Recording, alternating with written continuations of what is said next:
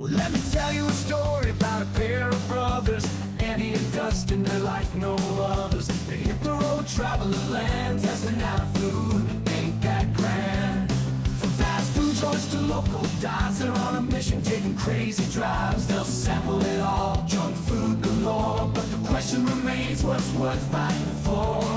Southern DN'A, showing down Southern DN'A, exploring every town.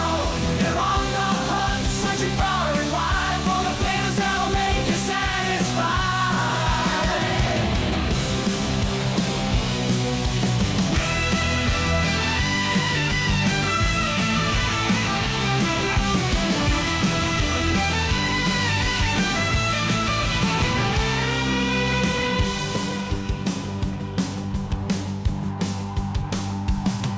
Let me tell you a story about a pair of brothers, Andy and Dustin. They're like no others. They hit the road, traveling land, testing out food. Ain't that grand? From fast food joints to local dives, they're on a mission, taking crazy drives. They'll sample it all, junk food galore. But the question remains, what's worth fighting for? Southern DN'A, they're chowing down Southern DN'A, exploring every town. They're on the hunt, searching far and wide for the flavors that'll make you satisfied.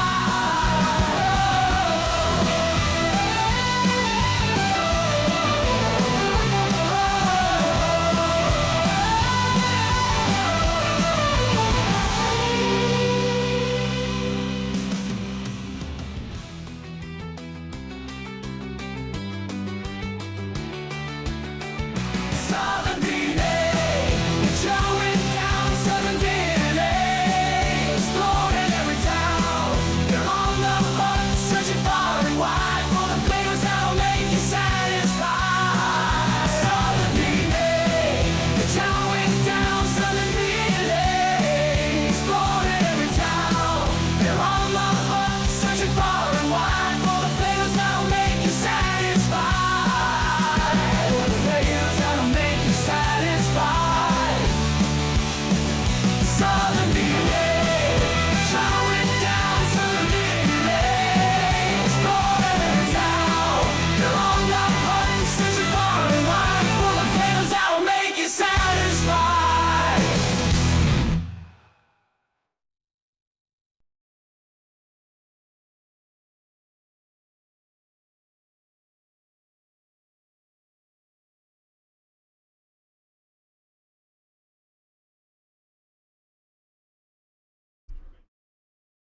All right, guys, I'm here. Hopefully, y'all can hear me. I've had some technical difficulties this week, and I've had to switch computers. I've actually had to send back this computer or the computer that I was on last week and get me a new computer.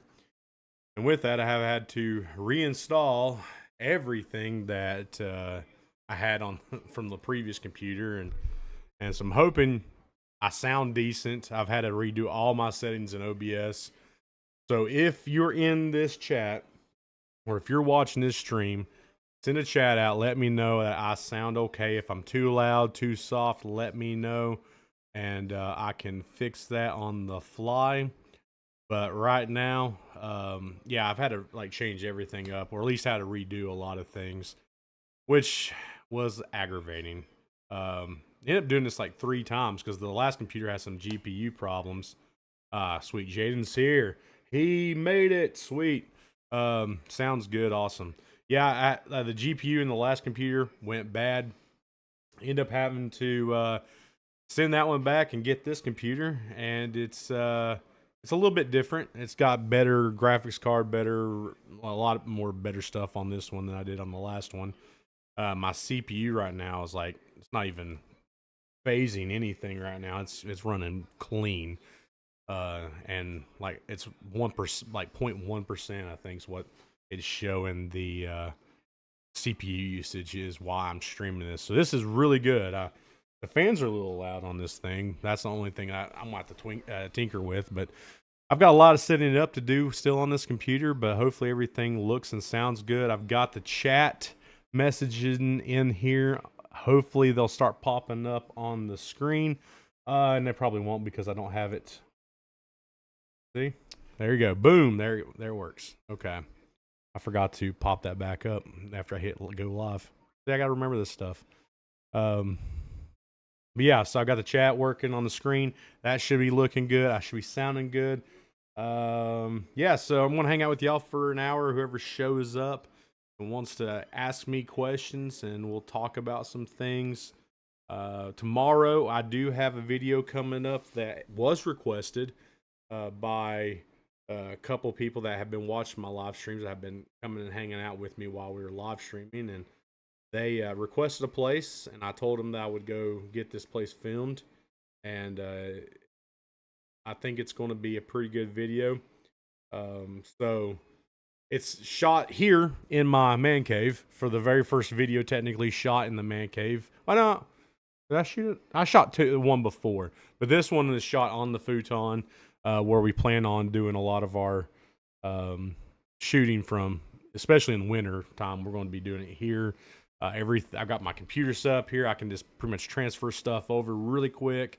I would like to get eventually like a Southern DNA sign to go like right behind our heads. Maybe move the guitar over a little bit, Lex Luger and Kane. Put a Southern DNA sign right behind our heads. I think that would look really good. But that's down the road. This, computer set me back a little bit. It was more expensive than the last computer, so. Oh yeah, let me try to do that somehow. Let's see. I can't. Oh, add as a moderator.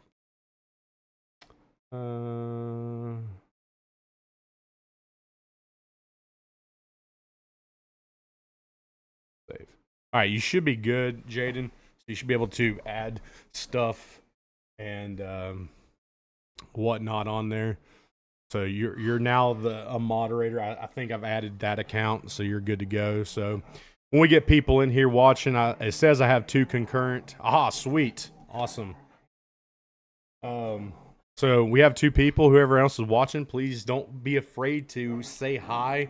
My dog is in the floor freaking out. She's attacking her back legs. So if you hear that in the background, that's exactly what she's doing. But yeah, if you're in here, say hi, ask me a question. Oh, sweet. It did give you a notification. Awesome. Yeah, so Jaden is going to be with us, hopefully, on a lot of our streams. And he's going to be the moderator for our live streams, especially when we have our Saturday videos. Hey, Lefty, what's going on? Hey, Lefty, if you just joined, tomorrow your video comes out, so don't forget to watch tomorrow morning when you get up. It's 8 o'clock, 8 a.m. Eastern time, so whatever it is there is when that video releases here. So that video of your place that you wanted does come out tomorrow. I finished editing it. It's uploaded, ready to go. It's going to drop tomorrow morning, so don't forget to check that video out. And we have Jaden here, by the way, Lefty. He joined us today. He woke up and got out of bed just to hang out with you guys here in the chat, because that's just the type of guy Jaden is. So, yeah, I'm excited for y'all to see my thoughts on it.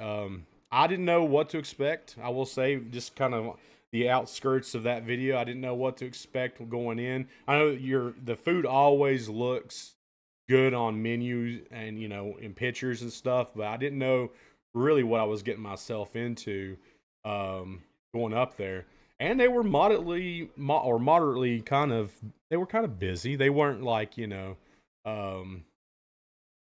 had people in there. So that was a nice surprise. Supposedly they've been in that place since 2020, I think. I had no idea anything about it. I think that's what I read on like a news article when I looked them up, that it was from 2020. So your stream at the perfect. Oh, sweet. Well, I wanted to stream at 1 p.m. our time because it's 1 p.m. here, so that's a 6-hour difference, I guess. Mainly because my dog has seizures, so I have to give her medicine at 11 a.m. my time. And Then where I'm on my diet, I have pretty much set schedule for when I eat. So I eat like 8 or first thing in the morning when I get up, I eat, drink my coffee. Then like 10:30, I have a couple Slim Jims, and then 11, I give my dog medicine, and then at 12, I eat my lunch. So I wanted to do it like at 1 o'clock my time because it gave me enough time to get myself set up, ready to go in case I needed, had any issues. Which today, surprisingly, went pretty well, getting everything set up.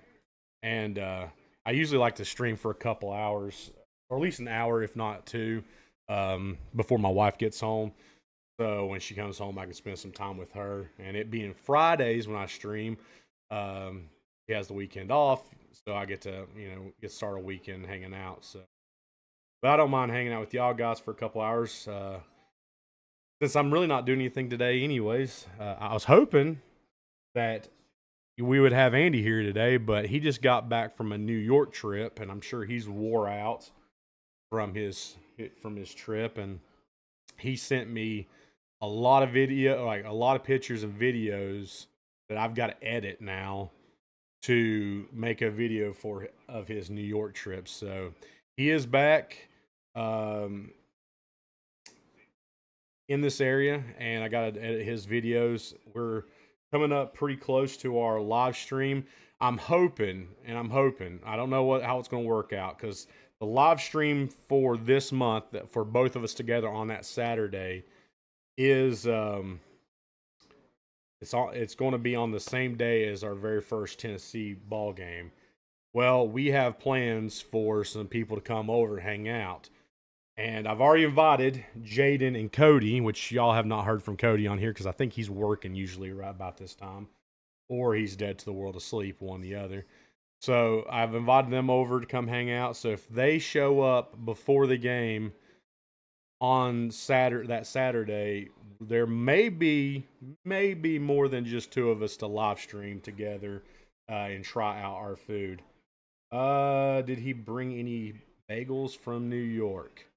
He didn't bring anything back for me. I don't know what he tried. I haven't looked at the videos yet. I don't know what he tried up there or what he sent. I want to say there was like 33 files that he sent to me, and I'm terrified to open them up and find out how much work I'm going to have to do to edit this video up and put it together.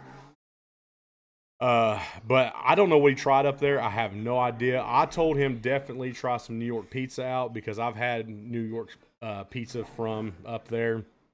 So don't know what he did, but I know he didn't bring anything back for me. I definitely know that. But I have heard good things about the bagels in New York. Are you having fun, Dixie? You want to say hi to everybody? Huh? You want to say hi? Come here. Come here. Come here. Come here. Come here. Say hi. Say hi to the viewers. Yeah, say hi. Yeah, I know. He didn't bring me anything back. Of course, like I said, he just got back yesterday. I talked to him a little bit yesterday evening. And he said he was pretty wore out from the flight up there and then the couple of days or a few days he was up there, and then fly back, he was pretty wore out. So yeah, he didn't bring me anything back. I'd have been happy if he did, but that's just the way he is sometimes, I guess. But I got to go to Arkansas pretty soon, and got a buddy's wedding, and I'm going to be out that way. I have no idea what they even have in Arkansas to try from that's different from Tennessee. No idea. So I got to look into that. I know there's a couple places I definitely are wanting to stop and eat. One being Jack in the Box, because was just kind of like a guilty pleasure food, basically, because when I was in the Navy, Kansas. I call it Arkansas. That's what I call it. Drives my buddy mad when I call it that. But yeah, I'm going to stop at Jack in the Box. When I was in the Navy, we went out to Top Gun for a month, and there was a Jack in the Box right outside of base, and you could get like 10 tacos for like $5 or something. It was crazy. It was like 50 cents a taco. And I got hooked on those things for like a month. So I'm definitely finding a Jack in the Box. Drop it, drop it. I don't know what you just picked up. So I'm gonna find that Jack in the Box. Hopefully, I looked it up. There should be a few um, on the way there, and I'm gonna definitely hit my Jack in the Box up. There's supposed to be raging or raisin Cajun or something like that chicken place that we don't have over here either. So I'm gonna probably stop and do a video on that. But yeah, I will be doing videos when I've got some plans. I don't know how well they're gonna work out, but I do have plans on shooting videos on the way there. And while I'm there, I might be there actually like a day longer than I planned on being beforehand. So Raising Cane's, that's it. Yeah, that's a place I gotta going out there. I was only going to go out there for a day. Pretty much drive out there on Friday, which is like a 9.5 hour drive. Um, Go to the wedding and then drive back. The possibility that I will actually be now driving down there on Friday, spend the night there Friday, and driving back Saturday, because I might have to be officiating a wedding, or his wedding. So yeah, if it's going to change up a little bit of my plans that I had, and if everything works out, then I'll be making at least 3, if not 4 videos on my trip in Arkansas. So there will be definitely a Jack in the Box if I can find one, which like I said, I looked it up. Road trip definitely. There will be vlogs type, style video. There will be a Raising Cane's if I can, if I find if it's one's close enough to where I'm going. A Buc-ee's video because Buc-ee's is awesome. The food there is really good, and yeah, it will be also be a vlog style. I mean, that 9.5 hour drive is a lot to do, and I've only got one battery for this Action 4, so there's going to be a lot of editing involved in little snippets here and there. But yeah, there's going to be at least 4 or 5 different videos that I will do. And if I can find some really good local place where I'm heading to, I will probably shoot a video from there too. So yeah, it's going to be an interesting trip. And this is going to be in October, so that video probably won't come out until November-ish, maybe. We've got, yeah, Buc-ee's. I know. I've only been once. I've only been to Buc-ee's once, and I loved it. It was extremely busy when we went. I mean, shoulder to shoulder when we first got in there, kind of spread it out. But we had just left a basketball game, and everybody kind of just went in there at the same time, and it was a madhouse. But we got a lot of food. I think we ended up spending like $100 on like barbecue and the Buc-ee nuggets, beef jerky. I think we got like barbecue. So we got a burrito, some sandwiches. We ended up spending like $100. It was me and my wife. But it was late, and there was no way I was gonna be able to shoot a video on any of that stuff, so I never did shoot a video. Yeah, it very much is. It's a huge like gas station, um, and they have everything. I mean, everything you can possibly think of. Yeah, they have it all. Everything. I mean, crazy. Go in there and there's. I mean, you can literally buy a Buc-ee's onesie. It's an adult onesie at that. I mean, it's crazy, like a giant beaver. They have so much stuff. They really do. But yeah, I'm doing that video because my buddy might be going with me. Garlic beef jerky. They have like deer. They have venison. They have beef. They have like elk and bison. I think they have like all kinds of different meats too to try the jerky from. So you can literally go bankrupt. You know, shopping at Buc-ee's. I mean, because there's so much to choose from, so much things to try out. I don't really care for a jalapeno. It's not like the taste. Yeah, that's not gonna happen, Jaden. Well, I can't say it won't happen because I was a pro wrestler, and my buddy Mike used to call my singlet a onesie. So, um, I guess that's as close as a onesie I ever got to. Yeah, the bathrooms are. I mean, is you could pretty much eat off the bathroom floor. It is immaculate in those bathrooms. Blew me away. Hand sanitizers in the bathroom stalls was threw me for a loop. You know, it was just how nicer those bathrooms were.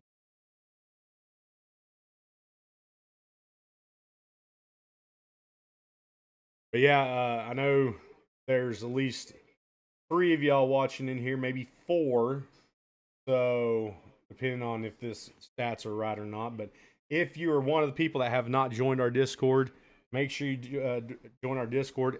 Jaden will leave that in the chat, the link to that Discord, and join that Discord. Hang out with us on there.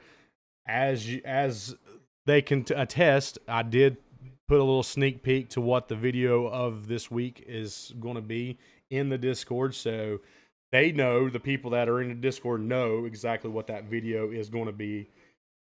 The favorite thing that I tried at Buc-ee's had to be the. Now I said this to my buddy Eddie, and he was like, "Well, ain't this just a burrito?" And I call it's called a taco burrito, and he's like, "Well, ain't that just a burrito?" And I'm like, "It is, but there was more to it, and it had more of a taco flavor, and that was my by far favorite thing that I tried there. The barbecue was amazing, so." You know, that was good, but the taco burrito by far knocked it out of the park. I'm definitely getting another one of them things when I go out there. Yeah, thanks Jaden for putting that link in there. Yeah, come hang out if you're not part of it, or if you're watching this afterwards, because no matter what, the chat gets scrubbed after every live stream. So you can go to our. I tried both actually. I tried the brisket and the pulled pork. I like the brisket better. It had more flavor than the pulled pork did. But if you're watching this after, our Discord link is in our description. It works now because apparently Discord, you have to make sure the link doesn't expire. I did not know this, and so I had to fix it. But yeah, if you're watching this after the fact, the live stream has made. You can hang out with us on Discord. You can chat with us. Ask us questions, give us advice on places that you want to see us try out. I have a list. Well, somewhere. I'm hoping OneDrive saved it, but I have an idea of at least 11 places. Yeah, brisket's really good. That was one of my favorite. But I've got 11 places that we're going to try out for the remainder of the year. And I think that's not including, maybe it is including the Arkansas trip and the New York video, which I don't know how much of the New York video he sent me that I'm going to be able to do in one video or multiple videos. So, but yeah, I'll agree with Lefty. That brisket it was good. Actually, there wasn't much bad food at. Well, right now, I can't really go really far. I don't make any money off of any of this stuff yet. The plan is eventually we will be going to further out locations and trying places from other states. Hopefully, eventually around the world. You know, I'd like to go back to visit my family in Germany and show you all authentic German food. But right now, this is hopefully eventually my job. We've been doing this now for what, 5 years, almost 6, or maybe it was just 5. I can't remember. It's 5 or 6 years, and we kind of just did it just to do videos every week.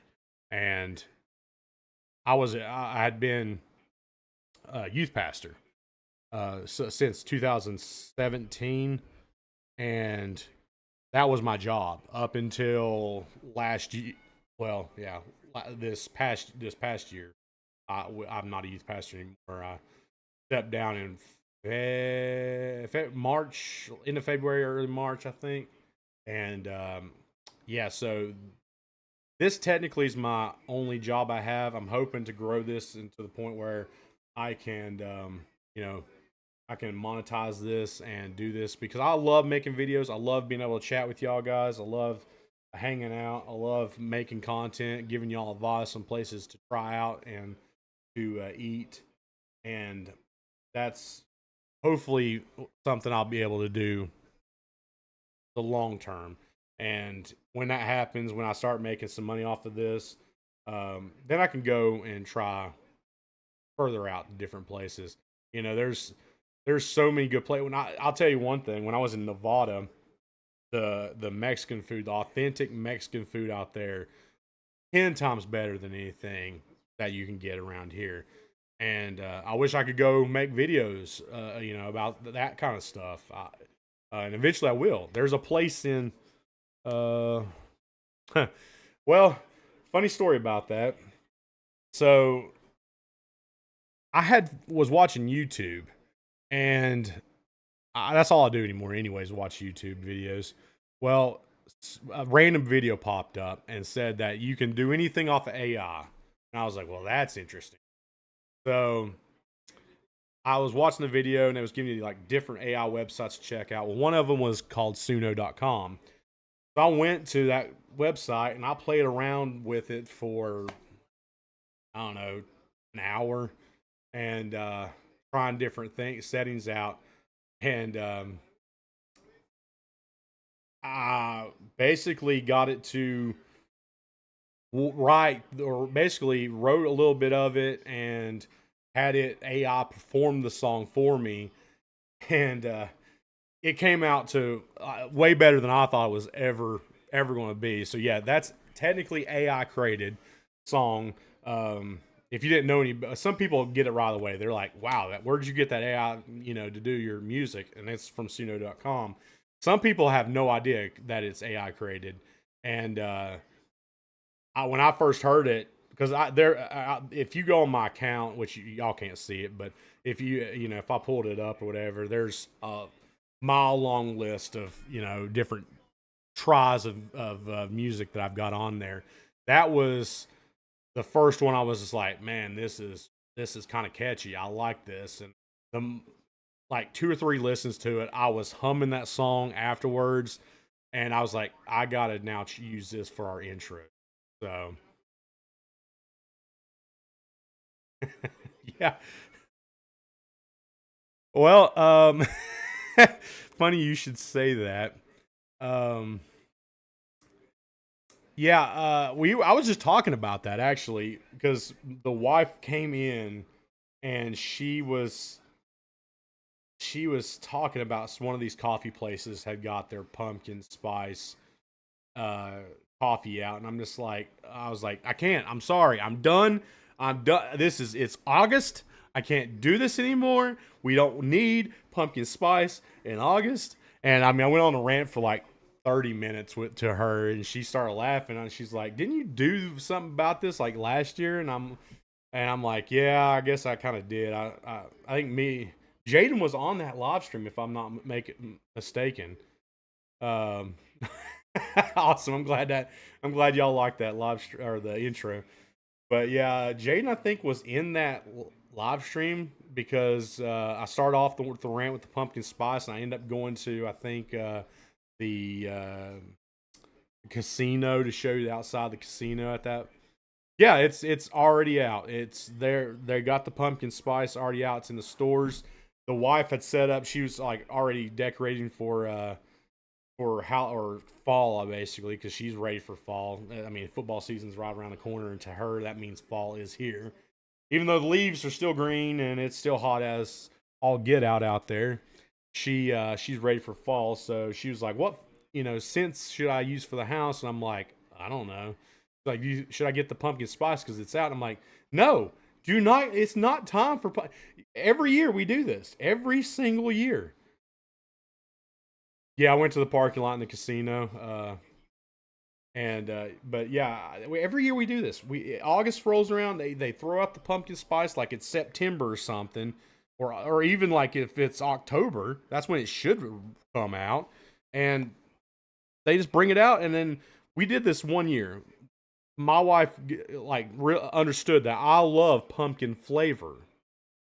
I love pumpkin flavors. I like pumpkin pie is one of my favorite desserts. I love pumpkin spice. Don't get me wrong, I do. I love it. But one year she realized I love pumpkin flavor, and she got me pumpkin flavored everything. I mean, it was like pumpkin rolls, pumpkin flavored cereals. We did pumpkin creamer for her coffees. I mean, it was like pumpkin flavored everything, and I got burned out on it. I straight got burnt out on to the point where I didn't want pumpkin pie at Thanksgiving or at Christmas. I was done with it at that point. And I want to be able to eat my pumpkin pie at Thanksgiving. I want to be able to eat my pumpkin pie at Christmas. So yeah, that's my hate for it coming out in August. Yeah, I mean, you can get pumpkin pie all year long. We had we did have a video. You have to go back and look that we did like pumpkin spice flavored cereals, like flavored stuff, and it was like, no, it was Kit Kat. There was some cereals. There was there was a few different things, and yeah, that's not going to happen. I don't think you can live stream gambling there in the casino. They would kick me out. But yeah, there was a few different. You have to go back and look for it. I can't remember exactly when we did that video, but we did a pumpkin flavor haul video before.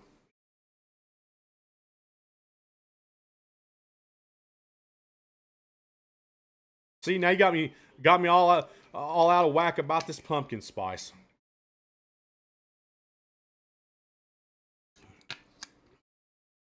Well, we did. We pretty much did. We pumpkin spiced flavored everything, and I loved it for a few weeks until I got so burned out on it. Really, to be honest with you, my favorite thing that I'm looking forward to once because I'm getting closer to my celebration weight because yeah, I'm ranting. See, I'm ranting again. Yeah. I'm getting closer to my celebration, like victory weight. I've got longer to go after that, but I'm getting closer. Triggered, yeah. I'm getting closer and closer to that point, and in December, my favorite thing comes out. It's the Christmas tree cakes. Ah, oh, can't wait for the Christmas tree cakes. Looking forward to it. But when I hit that 300-pound mark, I will be getting some Christmas tree cakes, no matter if it's in November, because I got to celebrate that. And I should be hitting 300 pounds somewhere in November-ish time period. If everything keeps on going the way it is. I just hit my 90-pound mark today. Today I hit my 90 pounds lost. So I've lost 90 pounds as of today. 10 more pounds and I'll get that 100 pounds.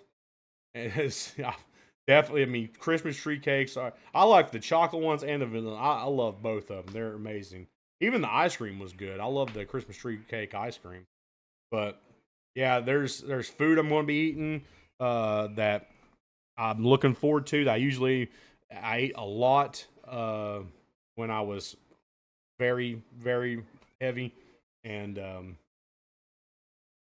good old Christmas tree cakes. I appreciate it. Thank you. Got a long way to go still. I've got so longer to go. I got, as of right now, I got 100 pounds. I got 100 more pounds to lose. Now that was, looking at it from back when I started this journey, that was, that was 200 pounds I had to lose. So, I've got from this point, I've got 100 more pounds to lose, and that will be my goal, 220 some ish pounds. So I can't wait for that point, but it's been since I really started dieting hard in March. So I had lost some weight between January and March, but it wasn't a lot. But from March on, that's really when I started dieting hard.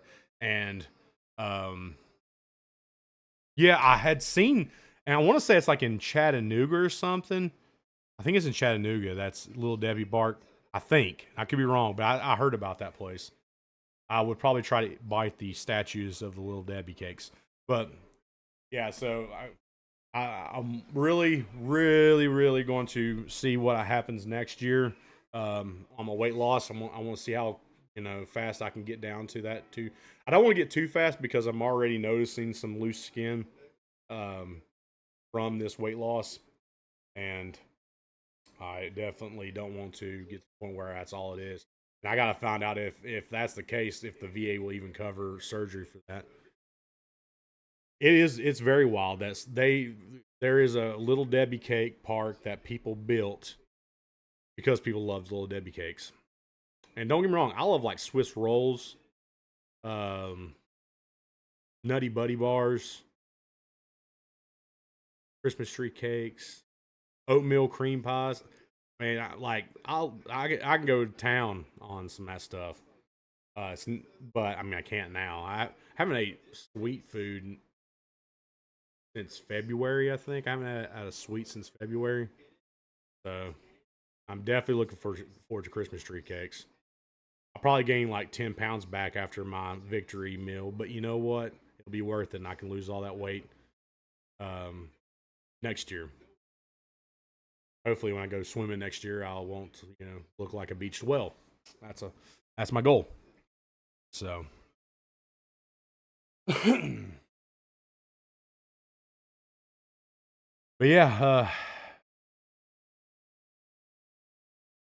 there's a video of the opening of it. They're giving little Debbie's to the little kids. They're planting in the. Wait, what? Oh, I was like planting in the park, playing in the park. Okay, I was like, what? Why are they planting planting the little Debbie's? That's just blasphemy. I think can't be doing that. That's that's good. That's good food to be planted into the ground.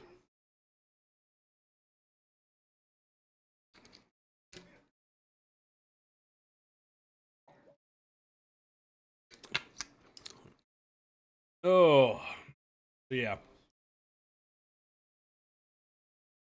Looking forward to tomorrow because tomorrow's cheat day. Don't know what I'm going to try to eat. I need to shoot some more videos. I got to. We will be traveling a little bit next, not this tomorrow, but next Saturday, for some videos that we got to shoot. Going to Mountain City, Tennessee. Um, so we got to shoot some videos that weekend. And we'll be hitting up Damascus and Mountain City at that point. I've got to redo a video in Damascus, or not really redo it, but do like a second video in Damascus of a place, and then we're look at some places in Mountain City. There's a place called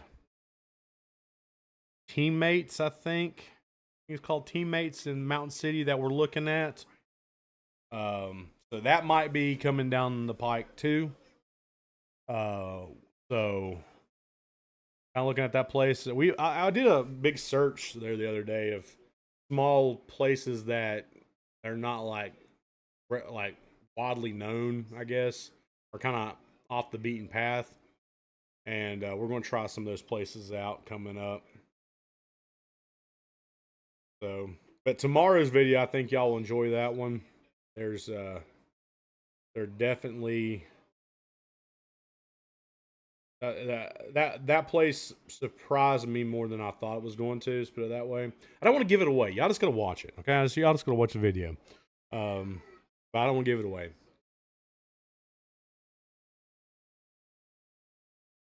My TV distracted me. I think it distracted me for no reason. My dog's passed out. So yeah.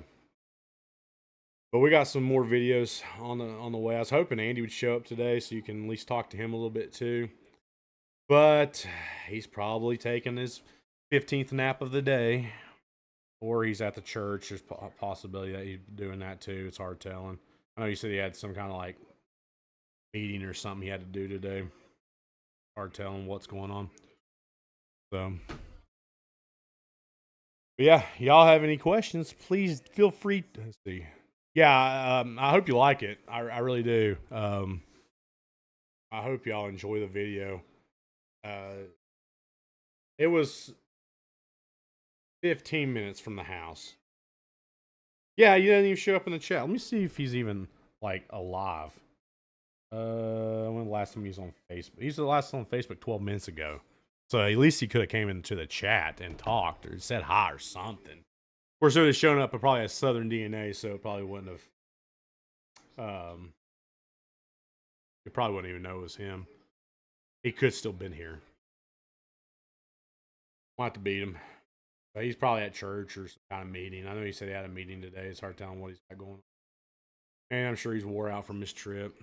But I know on the last week, Saturday, that's what I say. See if he's alive. But the last Saturday this month, he will be here live streaming with me for our trying out of a food item. And I think you were, Jaden.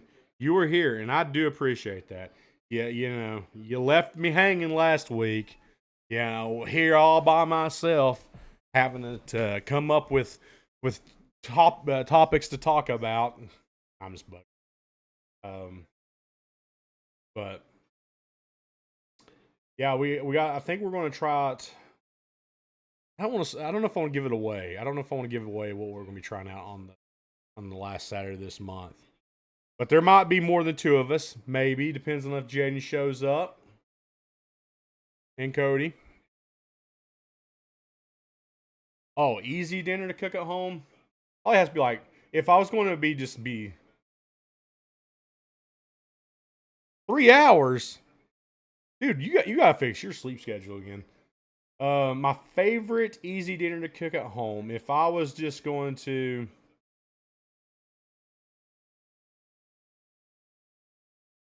The easiest thing for me to make is spaghetti.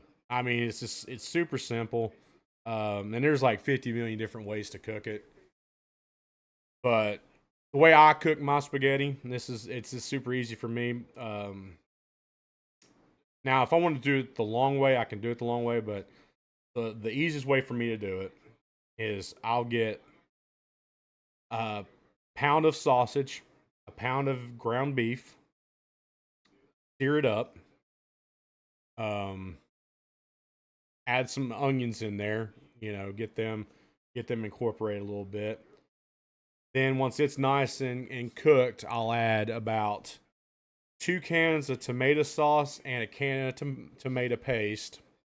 I'll add garlic, a little bit more onion, or garlic powder, onion powder, just a little bit more onion powder because there are onions in it. Oregano, parsley, and some salt and pepper. Stir it up real good. Let it incorporate. Heat it up. Taste test.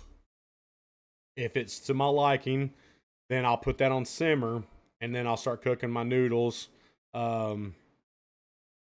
If I'm doing just straight spaghetti, I'll just use spaghetti noodles. Now, I like baked spaghetti, so then I will use like rotini.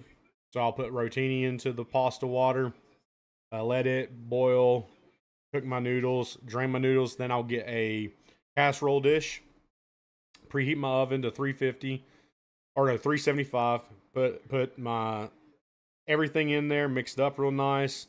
Then add about I don't know, as much cheese until my ancestors are screaming in delight to the top of it. Mozzarella cheese, and Southern DNA Cookbook win. And then I will put that in there for about 20 to 25 minutes till it's got a nice crisp brownish top to that mozzarella. Bring it out, let it cool for a little bit. Add some red pepper flakes and some Parmesan to it in a bowl. and that is probably my easiest meal to create. Um, and it's cheesy, easy goodness. That's my by far favorite, or I won't say but favorite, easiest dish to make.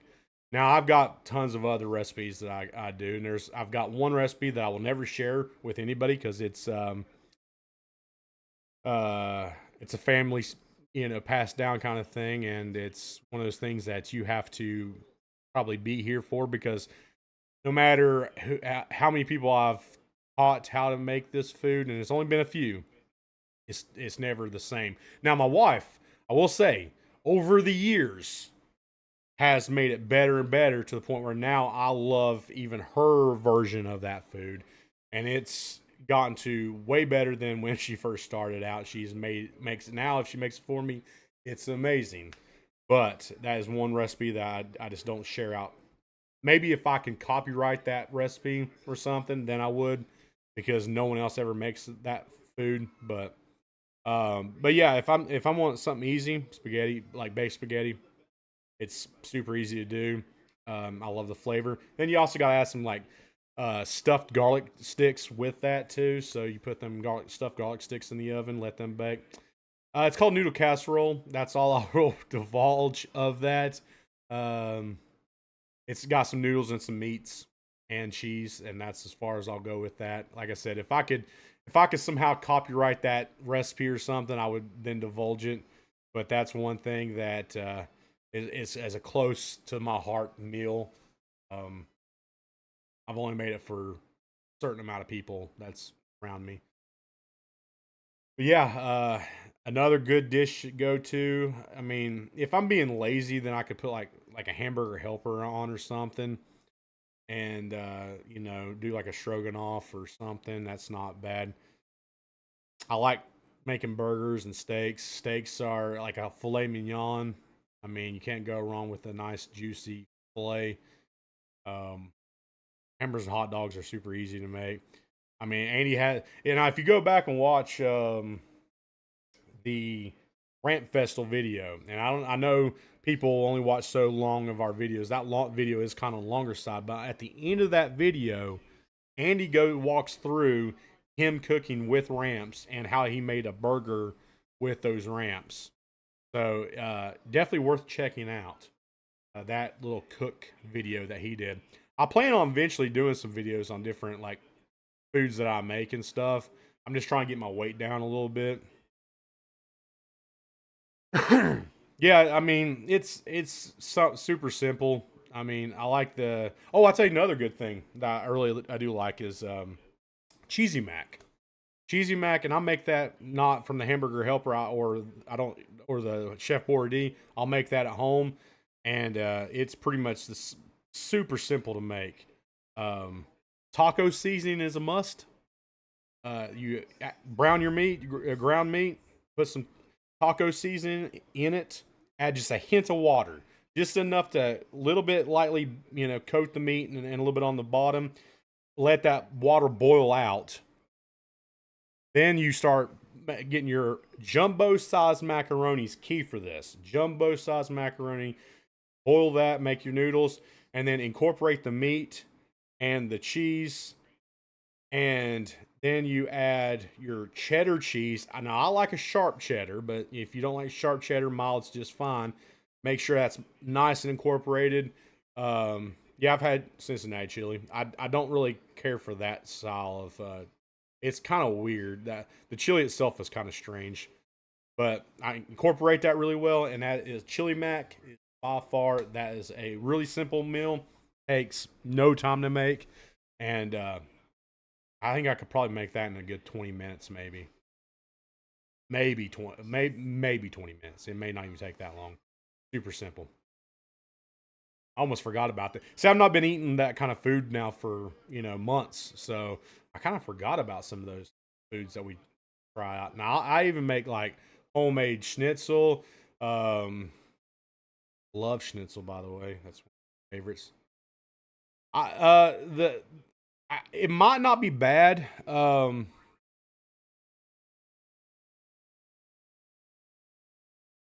Oh, Yeah, I know what you're talking about. This, yeah. I don't like stewed tomatoes, but I know what you're talking about. Now the Cincinnati chili I had was from what was that place called? Steak and Shake. They had it very briefly here in Bristol. They closed down, and that Cincinnati chili just didn't like it was. It was very greasy.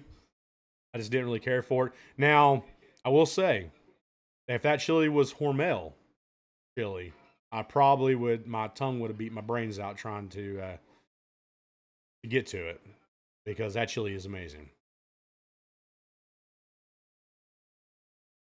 Macaroni, yeah, the macaroni. I've seen people eat that. Like I said, I don't like. I don't have anything wrong with the tomato flavor. Just don't like the texture of tomatoes. Kind of a weird thing for me.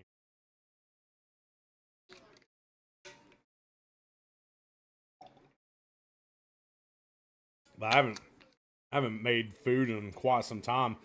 I mean, my food, even on Saturdays,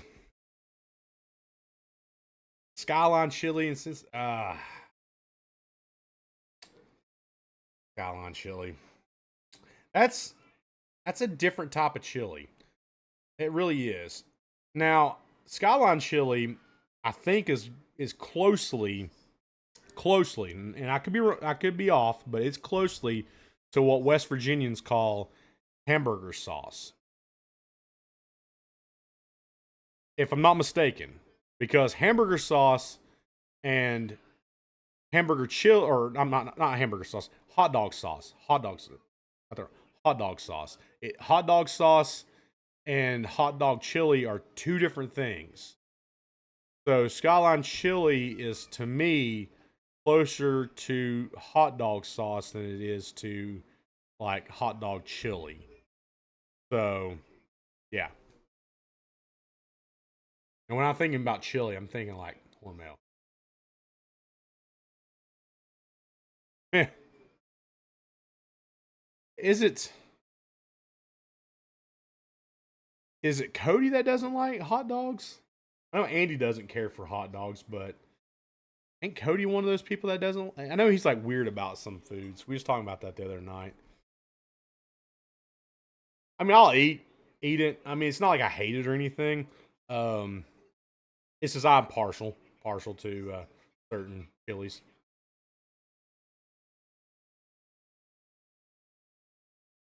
Not that it's bad or anything. That's just I'm not partial to it. A lot of that kind of stuff is a acquired taste. And I got a my cousin's dad. He loves uh that since. Oh, that's right. He just likes the hot dog. Oh yeah. Now chili. That's a whole nother argument right there. We did a video. Um, Yellowstone brought out its own chili. We did a video on there, and you would have thought, you know, this ain't real Texas chili. I mean, chilies. That's a that's an argument waiting to have. That's almost like barbecue, really. You start talking about like fall chili that you eat out of a bowl. And, you know, do you eat it with crackers? Do you eat it with cornbread? You know, do you have beans in it? Do you have no beans in it? It's like that's an argument to have with somebody. What? No crackers? No saltines? You got Amazon that stuff. And they have Amazon in Norway? You need to Amazon you some saltine crackers for your chili. We did a few videos on chili, actually. Yeah, I don't really. I mean, I love chili. Don't get me wrong. I make my own chili, and mine has beans in it. So if you're watching this and you're from Texas, don't flip out at me. But I have beans in my chili, and I use kidney beans, pinto beans, and sausage and beef, and then I have my seasonings, my chili seasonings and stuff in there. Let that cook for about 8 hours. Oh, add some cornbread and crackers. Can't go wrong with either one. Corn dogs. Corn dog. See, when I was growing up, corn dogs were. I was okay with them. I'm just not a big corn dog fan. Now I do like the like if you go to Food City and get the breakfast corn dogs, like the sausage inside the pancake. I love those. Oh yeah, so I mean, my wife doesn't really care for beans either, but she'll eat my chili. Um she's not great. She don't really like beans, but I never really do outside like baked beans. I'm okay with, but like pinto beans or like just I'm not. It's whatever. I have to actually have it in my chili.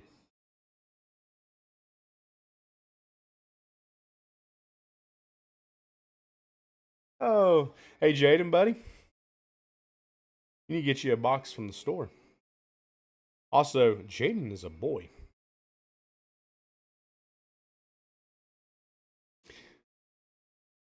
I know his picture doesn't look like it. I want to razz him now. Wendy's chili in a can that Food Line is it was actually not that bad. It kind of surprised me. It did taste a lot like Wendy's chili that you can get at the at Wendy's when you go to their thing. Now it reminded me of the old style Wendy's chili. Now it's changed. It has changed. Don't let them tell you that it hasn't. It has changed from when it was like when I was younger. That used to be a lot better. Oh, okay. I'm just making sure. Jaden is definitely a dude. um, but I'm gonna start calling him. I'm gonna like girl, girl every time I talk to him now.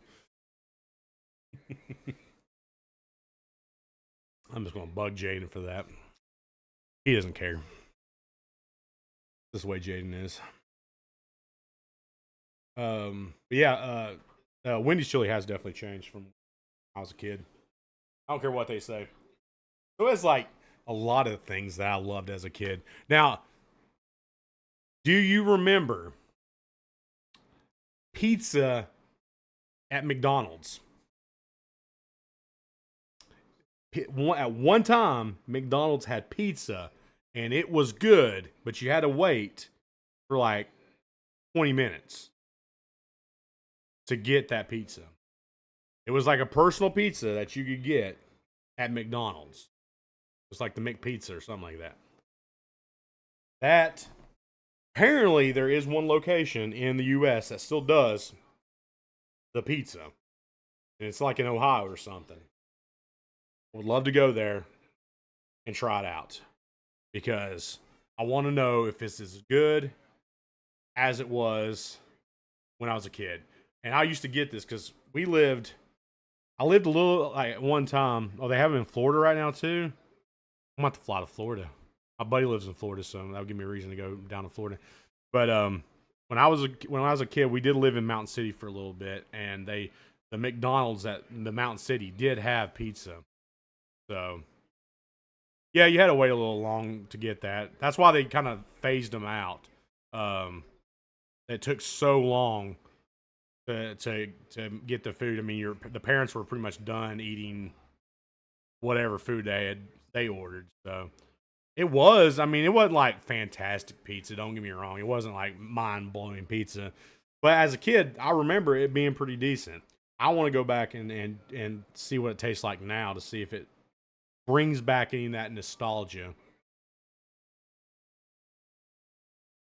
Yeah, I don't. That would. Well, the way they got McDonald's now, they would just make you go sit in a parking spot. So it probably is greasy. Well, see, they probably use really cheap ingredients. So I've heard of that. I've heard of the McWiener. Want to say in Japan or something they got that.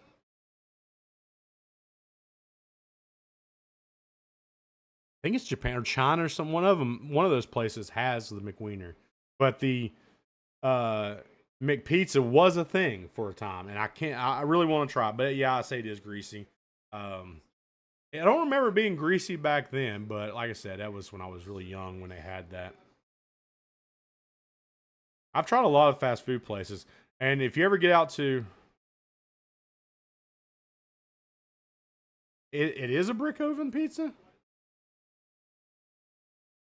When I was a kid, it wasn't. It was like microwave based or whatever. It wasn't. Yeah, it was like microwave or something. It was some kind of weird contrast. It wasn't a brick oven pizza. They didn't use no brick oven for it. So if they do now, that's crazy. They did have the mixed spaghetti. That's kind of hard to say. Mixed spaghetti. Say that like 5 times fast. But I never had that. So, but yeah, I've had a lot of different fast food places over the. And if you ever go to Seattle, I have a recommendation for a place that you need to try out. If it's still open, I'm sure it is, because that place was phenomenal. Taco Time. If you're from Seattle or from Washington State, you know about Taco Time. It's amazing. Definitely go there and try it out.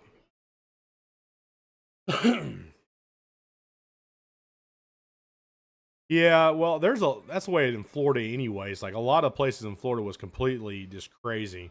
Um yeah, when I was went to boot camp in Chicago, Illinois. Well, right outside Great Lakes is what they called it.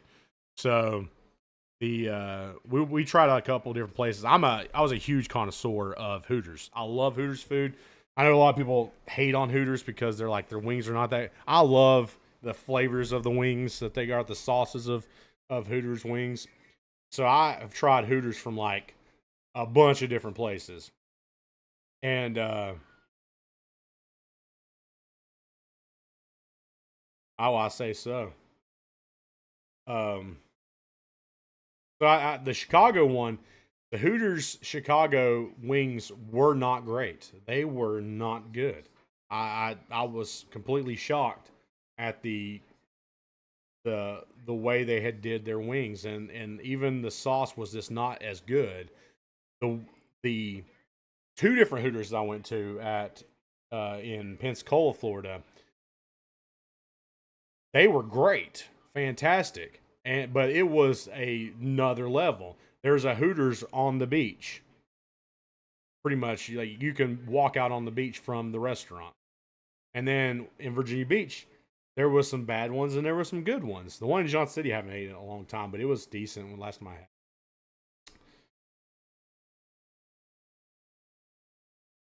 But I can imagine the breakfast menu at McDonald's Norway is probably not the greatest, especially since y'all are eating your waffles for dessert and putting goat cheese on it.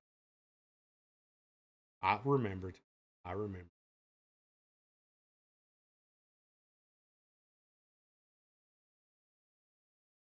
Do they serve goat cheese at the McDonald's? I'm just wondering. Is that like a specialty item that you can get? Yes, I will have my um, sausage McGriddle with a side of goat cheese or brown goat cheese. Is that a thing? I'm curious to know.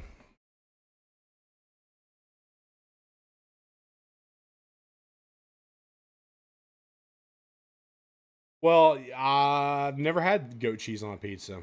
I was talking to her about. We had a discuss.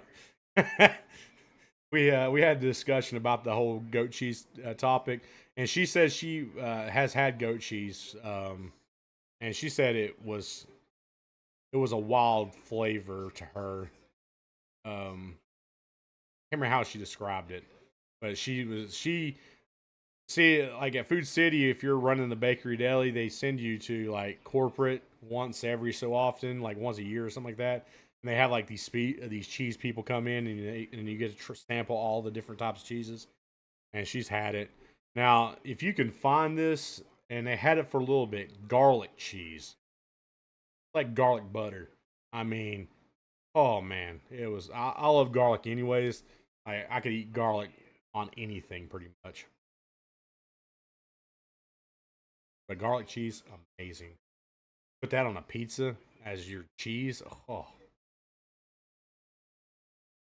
I'm getting hungry just thinking about it. I can't wait till tomorrow. Did I say that already? I can't wait till my cheat day tomorrow to eat me some. I know I'll probably have pizza. I don't know if I want to shoot a video or not. Um, I know I got somewhere on Sunday I gotta be, but I can't remember if we got anything going on tomorrow. Can't. Can't remember, but I'm definitely having. I usually end up having pizza anyways because I'm not gonna waste a cheat day without having pizza. You know, that's just the thing. I gotta have it.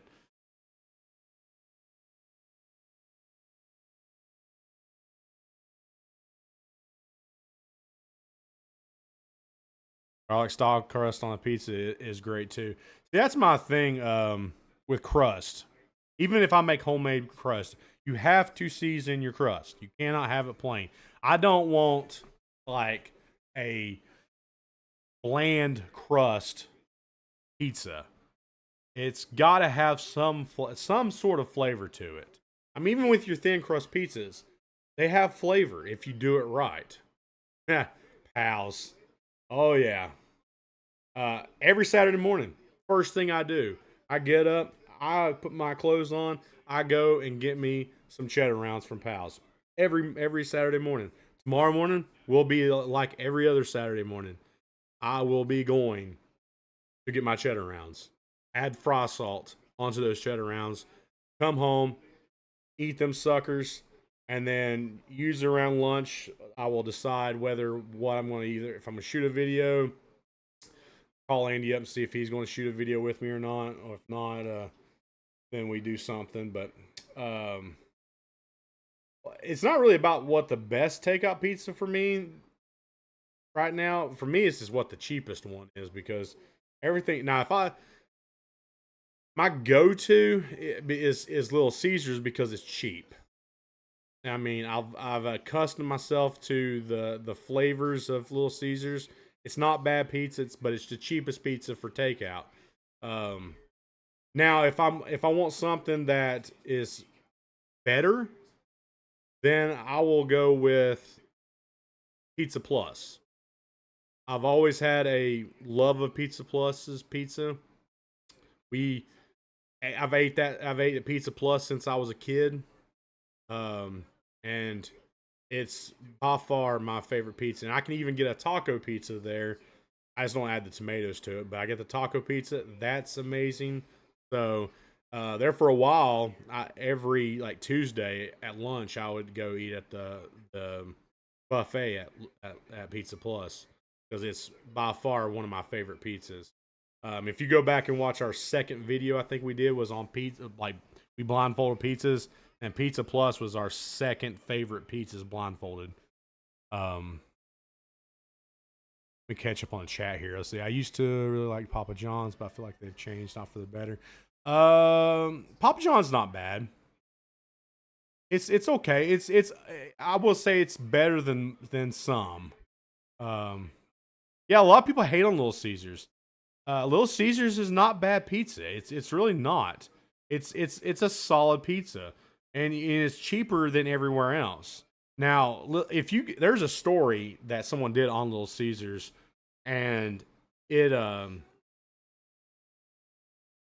going back from because I remember them, but before they even were like associated with Kmart, and then they went with Kmart, started going into the Kmarts and stuff, and then you could get a Little Caesars pizza, and then they went away. I mean, they almost went like completely gone, and then they started up these stores that you can basically walk in. There's no dining. You walk in, get the pizza, and go. And it has grown tremendously. Now the ingredients ain't the best. I will say, like your meat is not the best meat you're going to get on a pizza, But that being said, it still tastes pretty dang good for the money that you're spending. So I'm definitely going to want to spend my money at Little Caesars because I can get more for the bang for my buck out of a Little Caesars pizza than I could anywhere else.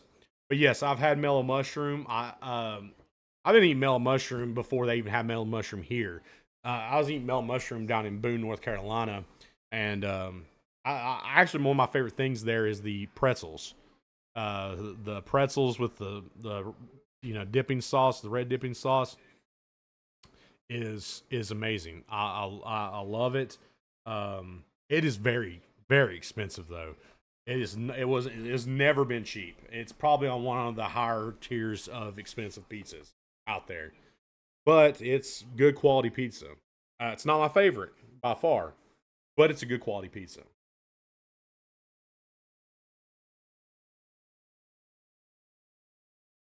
Buffalo chicken ranch pizzas. I've not had that one, so I don't like ranch. Those pretzels, yeah, they're by far my favorite thing. When I'll just eat those, but like the like that the was it the Parmesan on the pretzels? Oh, yeah, I'll eat those things without even eating the pizza. I don't like the I don't like I don't like ranch. So if I'm going to get a pizza, now I like taco pizzas. Taco pizza is probably the wildest I'll go. Um, but I think I talked about this last time. If I'm getting a pizza from like, I wish they had this at Little Caesars. I love salami on a pizza. A little greasier, but I love salami. The flavor of salami is way better than pepperoni to me. I'll have salami on my pizza. Like if I'm ordering for Papa John's, I can get salami on my pizza. I'm gonna get salami on my pizza. Um, Not a lot of places have it, so but I will definitely get salami instead. Salami and onions is a good go to. And if I can't get that, then like Little Caesars, I'll get like a pepperoni and onion, or pepperoni bacon and onion or something like that effect. Depending on the place and depending on the meats that they use. Yeah, that's true. I'm a picky eater, which is weird that I do videos about food. I have done a video on Mamma Mia's in Abingdon. It's not too long ago, actually. We did a video on Mamma Mia's. In fact, Jaden, if you can find that, throw that link in the description there for Mamma Mia's in Abingdon. There, that we've definitely done that video. And y'all can see me and Andy's reaction to that place. That place was not cheap, by the way. Not cheap at all. Of course, nothing's really cheap anymore. But that was on the expense for what we got. It was pretty expensive. Let's just say that. I want to say we did it back in like March or April, I think. I know it was this year. There's a couple places we've hit a few places in Abingdon. You remember where the Cinemall is in Abingdon? There's a Tex-Mex place there. We've tried the birria pizza at that place, and it was pretty dang good. Which if you don't know what birria is, it's a delicacy. Let's put it that way. But it's almost like kind of reminds me of like a slow cooked French dip, but Mexican. That's what it kind of reminds me of. But yeah, it's there's a new Mex place there. We've tried it. We've tried Mamma Mia's. We've tried I want to say we tried the Barbaritos in Abingdon.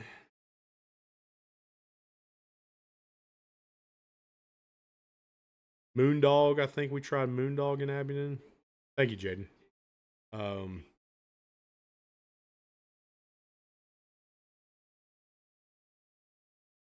want to say we tried Moondog. Maybe not. We tried a few different things in Abingdon. There's more places we got to hit up, but yeah, we have tried some places. The Charlie's Subs in Abingdon, we tried it. That was another place we tried. It was I actually enjoyed this. Those are Philly cheesesteaks also. Those were pretty dang good too. If you like Philly cheesesteaks, that's not a bad place. It sits up there by Kroger's in Abingdon. That's pretty good. We've had a few different places in Abingdon.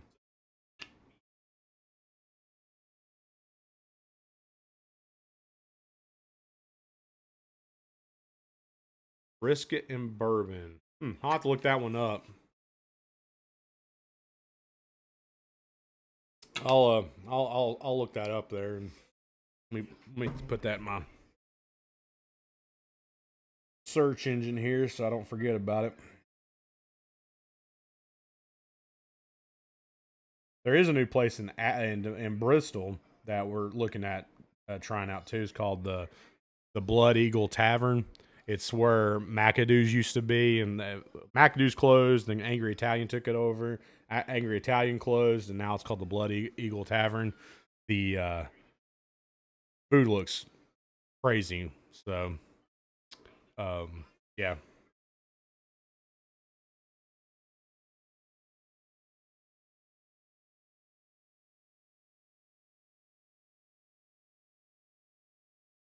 Brisket and bourbon, barbecue. Okay. I don't know why I would think that would be anything else. Why would it not be barbecue? It's brisket. I don't know what I was thinking.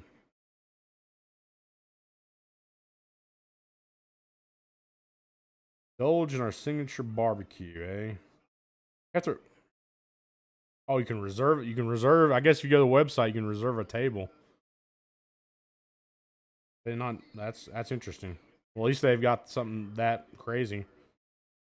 Andy might like this. They got gator bites. Um, they got fried green tomatoes. That's southern.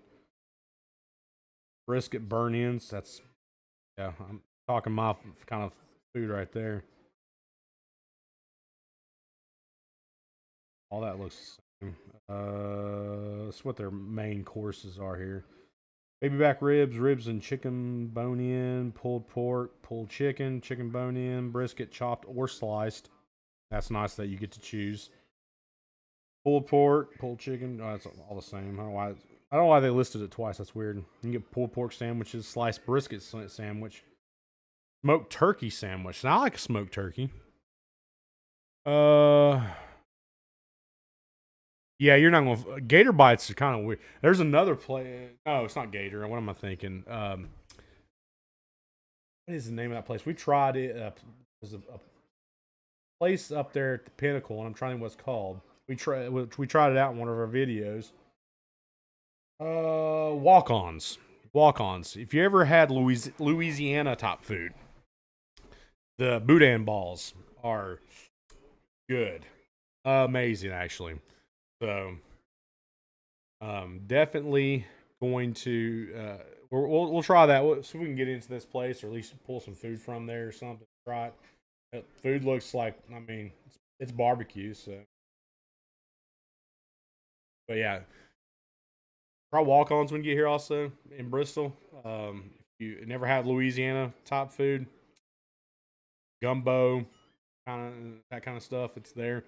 Boudin balls is a must. It's like a sausage, but in ball form, kind of like sausage balls, but not. Oh, that's as Lefty had sausage balls. I mean, that's a big one. That's one that by far is one of my favorite foods of all time. Is sausage balls.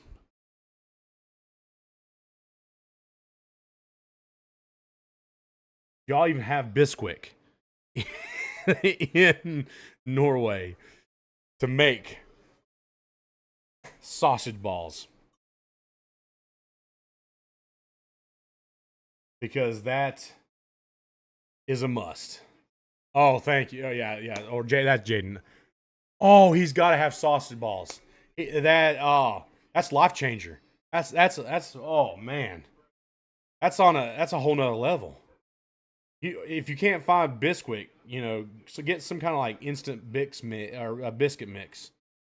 But yeah, you don't have to have Bisquick, but I tell you what, my wife did, and I liked it. Um, but she thought it was okay. Is um you can go and get the Red Lobster's Cheddar Bay biscuit mix, and she used that Cheddar Bay biscuit mix for sausage balls, and I loved it. It was on another level for me. She thought it was okay, but it was on a whole nother level. But yeah, he's got to have some sausage balls. You understand these words? You gotta have, yeah. Bisquick is just a big is just a biscuit mix. I can't even say it. A biscuit type mix. I mean, instant biscuit mix or a pancake mix. I'm sorry, it's pancake mix. Um, but yeah, I mean, sausage balls on a whole nother level. I didn't have them until me and my wife got together, and her whole fam, like her mom's side of the family, makes sausage balls for like Thanksgiving and Christmas. I look forward to that every single year too, and it's oh so good, so good. I guess it is biscuit mix and pancake mix, but biscuit mix is what you're looking for. Yeah, but yeah, just get some kind of instant biscuit mix and get you some sausage and some cheddar cheese, and you're golden.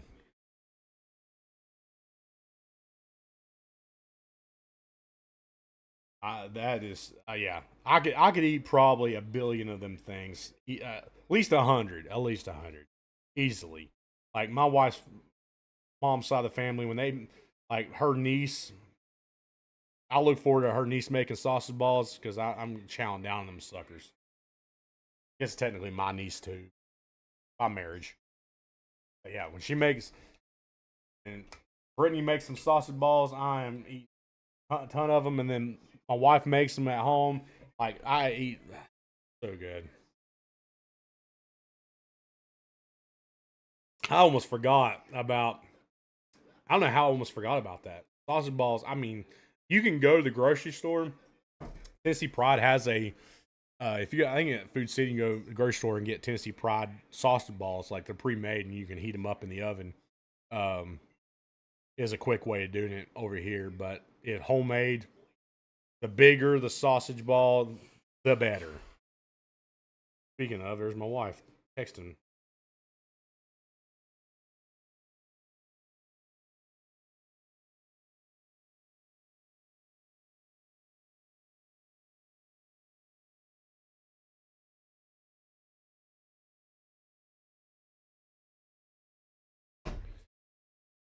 Ever had meatballs and cocktail wieners? I haven't. I don't. Never had that mix of it, but we. I tell you the way we do the cocktail wieners over here is wrap them in bacon and put them in Sweet Baby Ray's barbecue sauce in a crock pot and let them suckers cook for a few hours. And that's how we do the little cocktail wieners with barbecue sauce here at our house. Let's put it that way. And if we don't have bacon, we'll just do it with the cocktail wieners and the sweet baby Ray's is a must. That's the barbecue sauce that we're using. Never used grape jelly sauce though for, but barbecue sauce when we're doing the meatballs. Same, we could do them technically the same way, um, but it's got to be Sweet Baby Ray's. But if you can get the bacon, wrap and put a toothpick through that sucker and put them in there, yeah, that's a go to. That's another one of those finger foods. And Kayla's, by the way, Jaden, if you come over, Kayla's already trying to figure out like little finger foods and stuff. That might be on the list. Is that's something like that. So you might be getting some like sausage balls or cocktail like hot dog things. I think she's even talking about making Mexican. I'm not sure.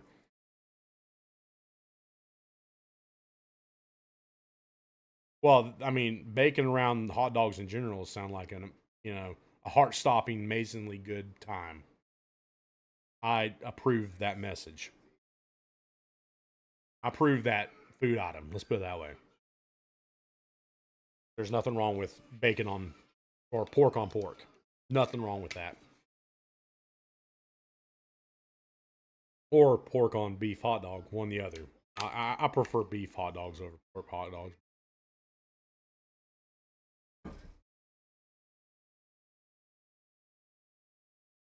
Pigs in a blanket. I grew up eating pigs in a blanket. I mean, it's like another form of corn dog, I guess. Mom used to make the pigs in a blanket all the time. Salt roll, put them around a hot dog, put them in the oven for a little bit. Super easy meal.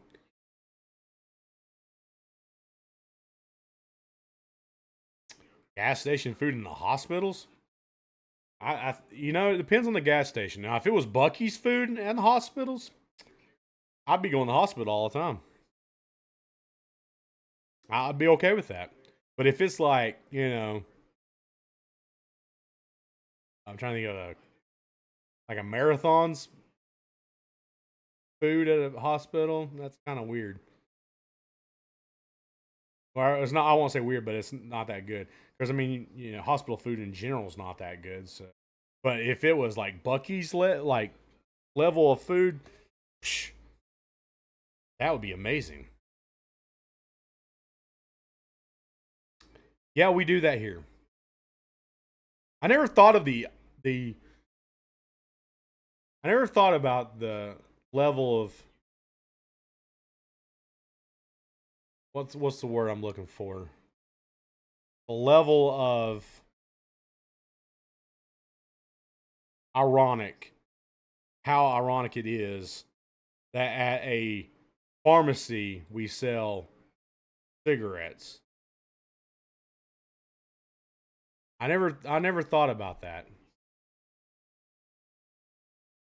Because you can go to CVS or Walgreens and buy a carton of cigarettes.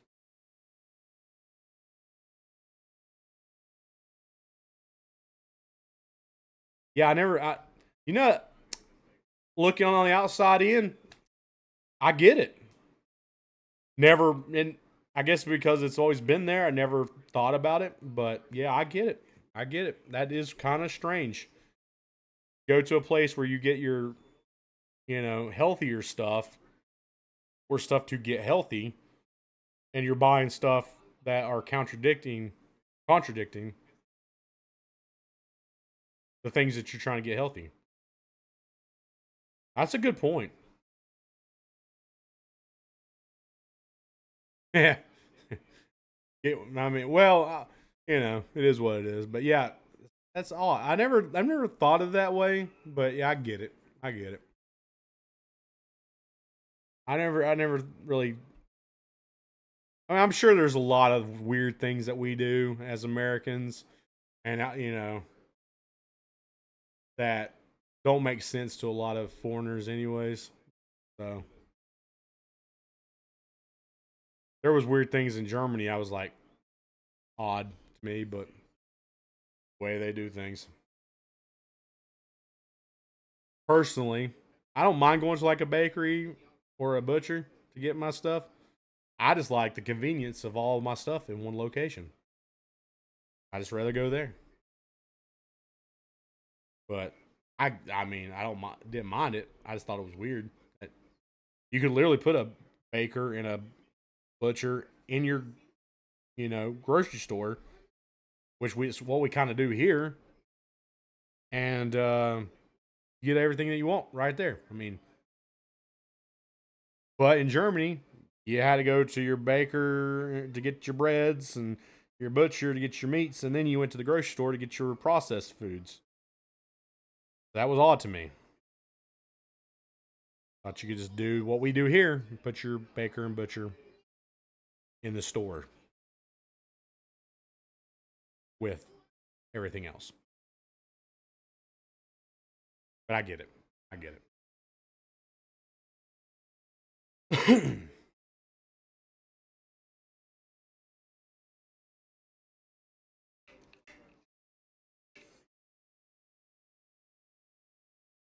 uh, drink a lot of water. Not much water anymore. Never been. Now, when I grew up, I drank a lot of soda, pop, Coke, whatever you want to call it. I drank a lot of it, and now that I got older, like ever since since I joined the military, all I really drink anymore is water. I don't know if it's just because I got so used to having to be forced to drink water, got used to it.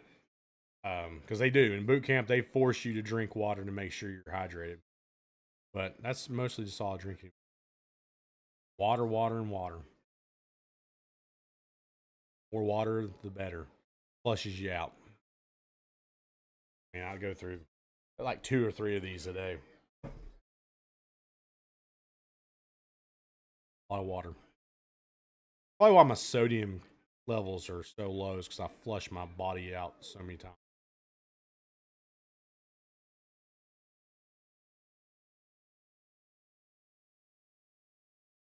So yeah, but hopefully on that Saturday we do our live stream. Andy's here, maybe Jaden, Cody, depends on who shows up. Maybe my brother-in-law, hard telling if he shows up or not. Probably want to invite him too. Um, he's a hoot by himself. But yeah, if we'll have a live stream trying out food, and you get multiple different people's thoughts on the food item that we'll be trying out to see what everybody thinks about the food item that we'll be eating. And we've done that a few different times. We did a barbecue taste test at a church I was a youth pastor at one time, and I had all my youth kind of like help like taste testing. It will be your first appearance on Southern DNA and Cody's too. Yeah, Cody's also. It will be your very first. You're technically on it right now, but your face ain't. So, but yeah, it's Cody. You hadn't been on mine, but we have had Clay a few times. Overworked, yeah. Well, the goal is Jaden. Once we start getting paid, I'm gonna be hiring people to help me out because I hate editing. You know how much I hate editing. I will definitely be hiring somebody to edit my videos. And I know somebody that likes editing because they stay up all night long editing videos. Which we need, by the way, we need to, this is off topic of our live stream, and this is kind of just between, this is off subject to anything, but we got to start recording for our football time. It's football time channel. It's almost football season,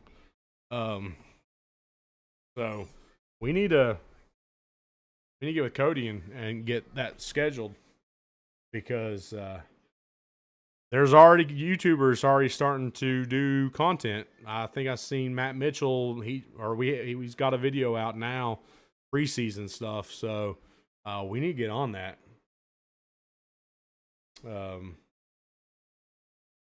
And I need to film some. Hopefully, this system that I got now, I can actually game on. Hope nothing breaks with this thing, because I really don't want to go through the Geek Squad to fix anything. That's going to be a nightmare. But hopefully, I can start gaming on this. I need to make some content for my Tennessee Gamers channel. That's not been able to. Last week, there was so much issues going on trying to get everything set up, taken off this computer, reset on up again, and then I had to take that computer back and buy this computer. It was a mess. I need to do some gaming. I need to test this computer out and make sure everything works just fine. I've downloaded Steam, but I've not downloaded any games yet back onto this system because I just got it set up last night, and yeah, I had enough time to get OBS downloaded and set up everything that I've got for this stream, so I can be able to do the stream today.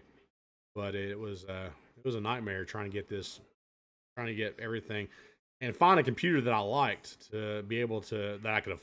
Well, I can't hardly afford it, but be paying for this computer for a while to get this paid off. But have one that was reasonable enough where I could pay it off eventually. Because there were some computers that I would love, but they were way too expensive.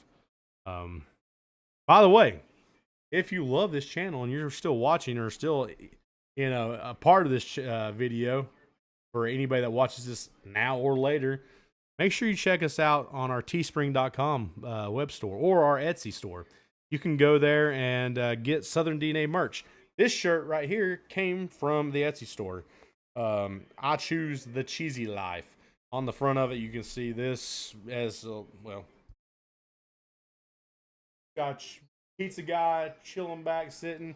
And on the back, I don't know if y'all can see it or not. Yeah, you probably won't be able to see it, but it has our logo on the back of the shirt.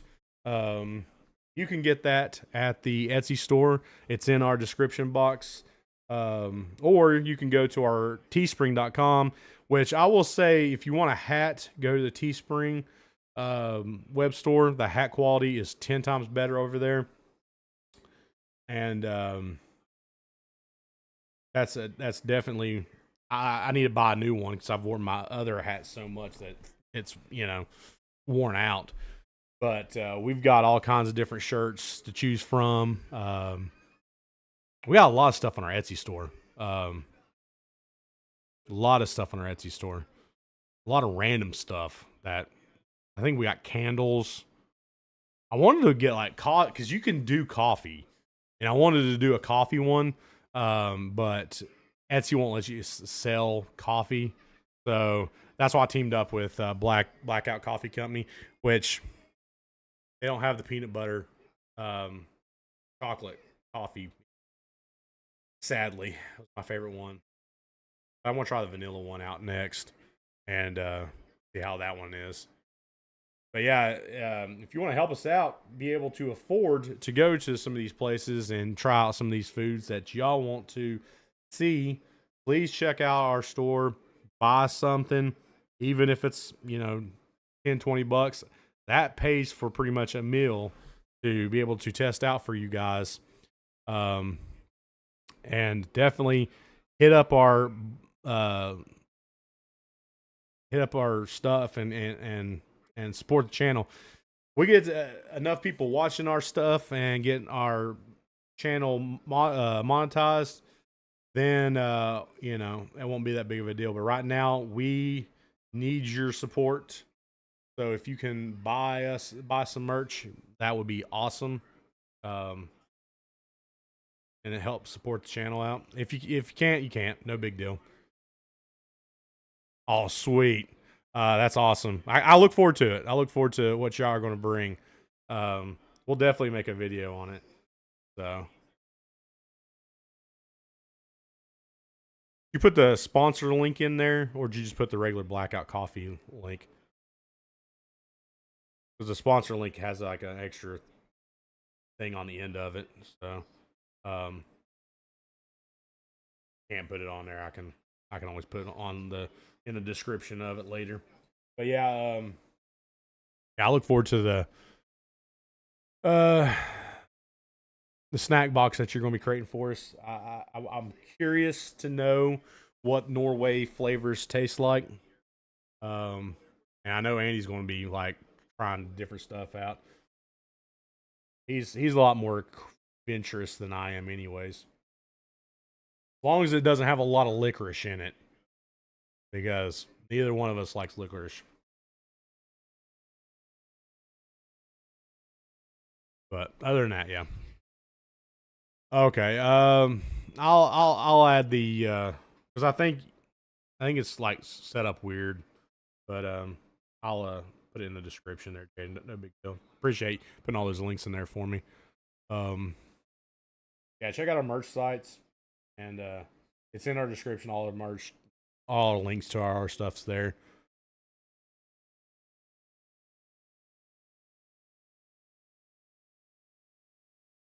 Oh no. I'm now scared. I'm now scared. What possibly madness of snacks are you going to be bringing to the Americas?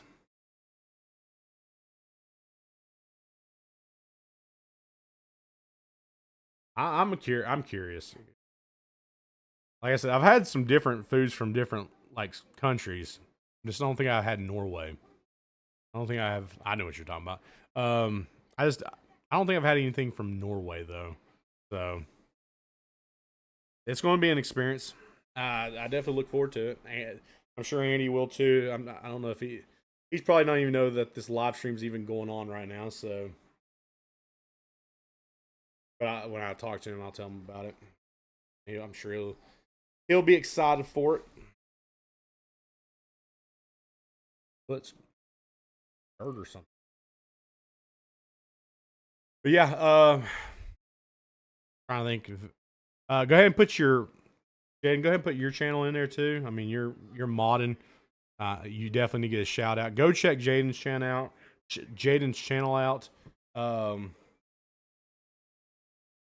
he does a lot of gaming. A lot more than gaming than I do. He's definitely worth going checking out. He's on my Tennessee Gamers videos a lot, and we game together. I'm on some of his stuff. He does stuff by himself also, so go check him out and support him. Let's help him grow too, because he is also a YouTuber, and we definitely need to help him out growing this channel. Yeah, so excellent. Audio current bit. Am I coming through audio wise to y'all just fine? Let me know. Every now and then I get like audio, like suggesting audio stream's current bit rate is lower than the recommended bit rate. We recommend using an audio bit rate of 128. So I might have to change the bit rate up on the next stream. But am I coming through clear? Is everything sounding fine? I know right now it's saying that again, so.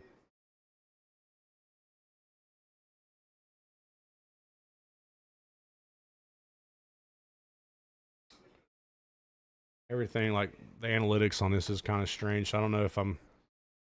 Okay. I have no idea. I don't know what its deal is. It's hard telling.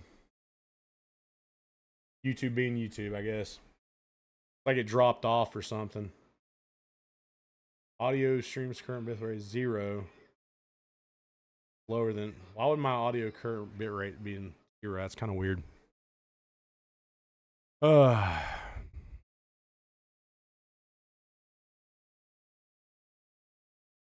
Buying merch helps right now. We don't really have a way to send any kind of money anyway. Eventually, like, if we get, I think it's, what is it, 3,000 watch hours? I think it's 3,000 watch hours. We can start doing super chats. Once we start doing super chats, then that basically, you know, you can send a super chat in, comment, and then it's like basically it's you put in a value amount, and the chat pops up on the screen, and that gets us, you know, money into it right away. We don't have any kind of other way of doing it. Now we are almost 1,000 watch hours in. That's why I want to start doing these live streams too. The longer you watch our content, it helps us out a lot because our watch hours go up. I might even do like and it'll be hard. It'll be really hard to do like a long stream, but if it helps us grow to get our watch hours up, I may do like a long 24-hour stream or something one day. It'll be wild.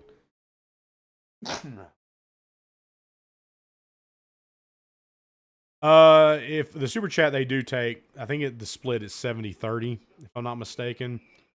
Ad revenue is even worse. Ad revenue is like, I think we get like 20% of that or something like that for ad revenue. Once we will, I mean, but we don't do anything. We may be able to set some kind of like I know on Discord there's a way of doing it too. Now, I gotta look into it. I know there's like membership plans and stuff. I don't know if Discord takes any. Jaden, you may know more about that than I do, as far as, because I know there's a way to set up memberships on Discord, and you set up like special privileges where people get special access to certain things. And that may be, I don't know if Discord takes any kind of the money from that. I know like there's locals. I think there's a way of doing it, going around there's ways going around it, but I know YouTube takes like a split on super chats. It's somewhere to the tunes of like a 60-40 split. We get 60, they get 40. Yeah, see, I mean that. I don't know much about the Discord side of it. I know there is memberships on there. I don't know anything about how to set that up. I can look into it and see. I like to grow the YouTube or the Discord channel just for a lot of different reasons. One, to have a community on there, and eventually maybe do some memberships kind of stuff where people get special access to certain like behind the scenes videos. And but right now everything's free on Discord.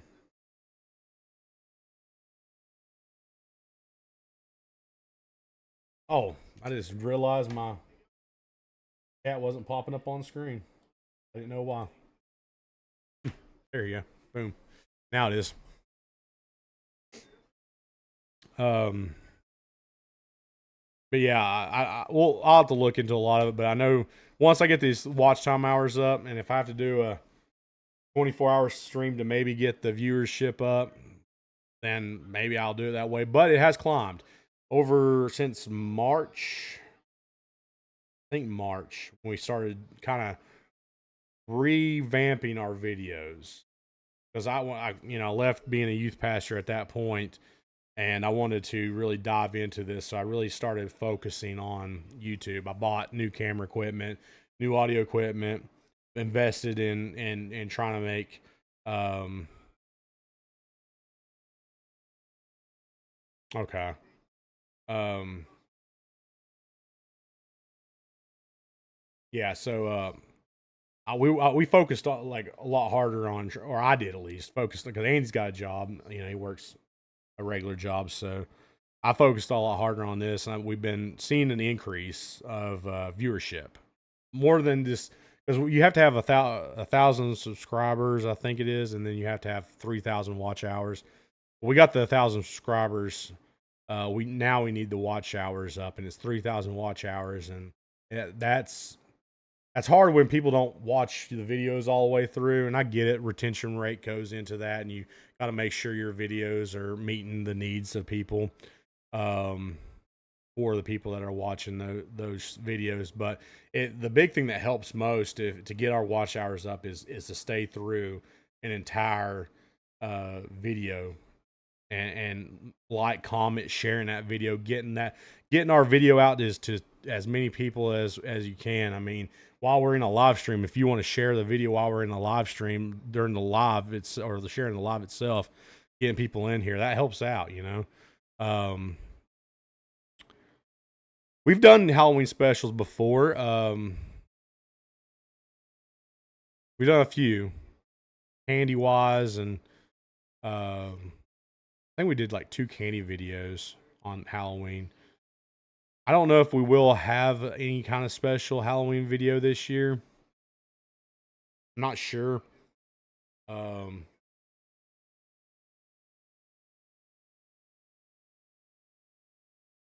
I'll have to think about it and see what we can come up with if we were to do a Halloween special. We do specials sometimes here and there, but I've noticed throughout the years that they really don't, they don't do much very well. But we have changed up the way we've done our videos. I've tried to, watch a lot of content on how to make videos a little bit more better for people wanting to watch, videos, and they do. We have done, like I said, we have done um, some Halloween specials, but they haven't done really well on our channel before. We may try them with a new special way, or I won't even say special. There's nothing special about what we're doing. We're just changing up the way we're doing things, and I'm trying to focus more on doing this as a career. I may even go to like live streaming twice a week just to try to get our viewership up. The quicker we can get that up, the quicker I can start making money off of this, so I can start doing more content for you guys.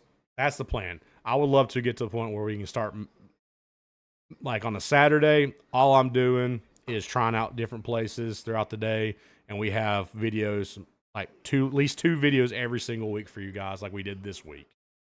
Um, and we'll get to the point where, because I'm going to be probably dieting for the most part for a while, but I'd like to be at the point where, I'm doing so many videos a week. Andy's doing it. We're doing them together. We have multiple videos coming out. I'm doing multiple streams for you guys.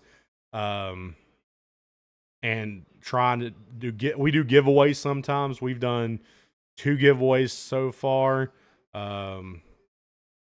2 different merch giveaways. We did one with a shirt and we did one with a hat. But yeah, every time y'all tune in, I appreciate it. It means the world to me that people, watch my videos, because I never thought anybody would. I mean, when we first started out, I'll be honest with you, I thought we would just get some people that we knew watch our videos just for the fact that they knew us. Dad definitely does. He watches our videos all the time. But that was, I figured that would be about it. I never in a million years thought I would be talking to somebody that lives in Norway, but was from Abingdon. Well, I appreciate that. Thank you. I never thought that in a million years that I would be in this kind of a situation where people actually watched our content,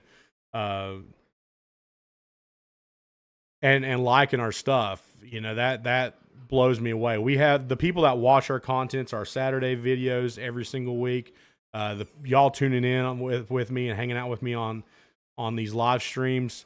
You don't know how much that means to me, having y'all here to hang out with, because Jaden will tell you just as much.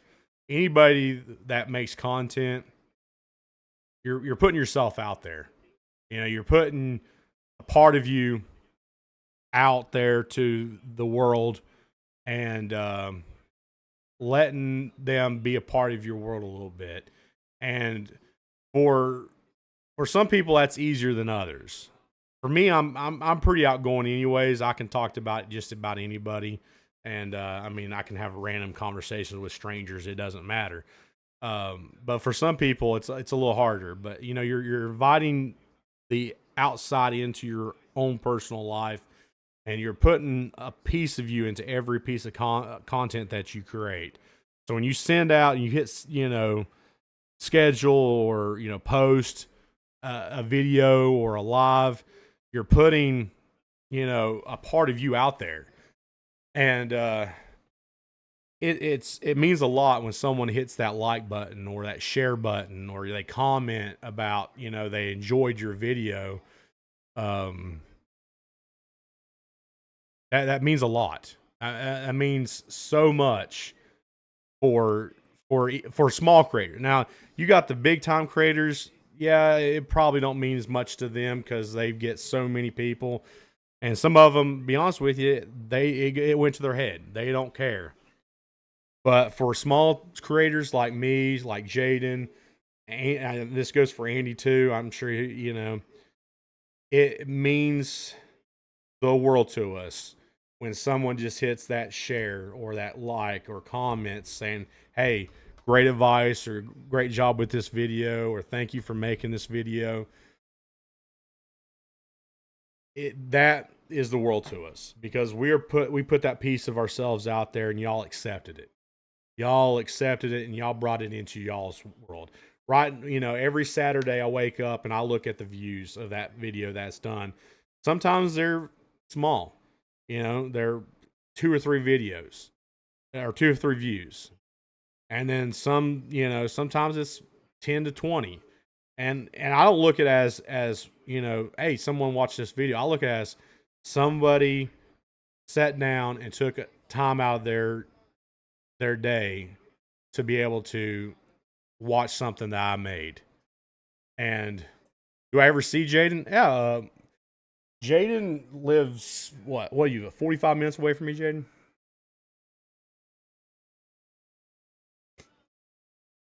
It's I think about 45 minutes from me. Funny story how I met Jaden. I was a youth pastor at a church in Jonesboro, and which is where he's from. And one of his friends was one of my youth. Well, I used to get on and play, Call of Duty and stuff like that, on the regular. Well, I'd start hanging out with like Cody on there and Clay, and then every now and then I'd see Jaden pop in there. Well, Jaden ran a Discord channel himself, and I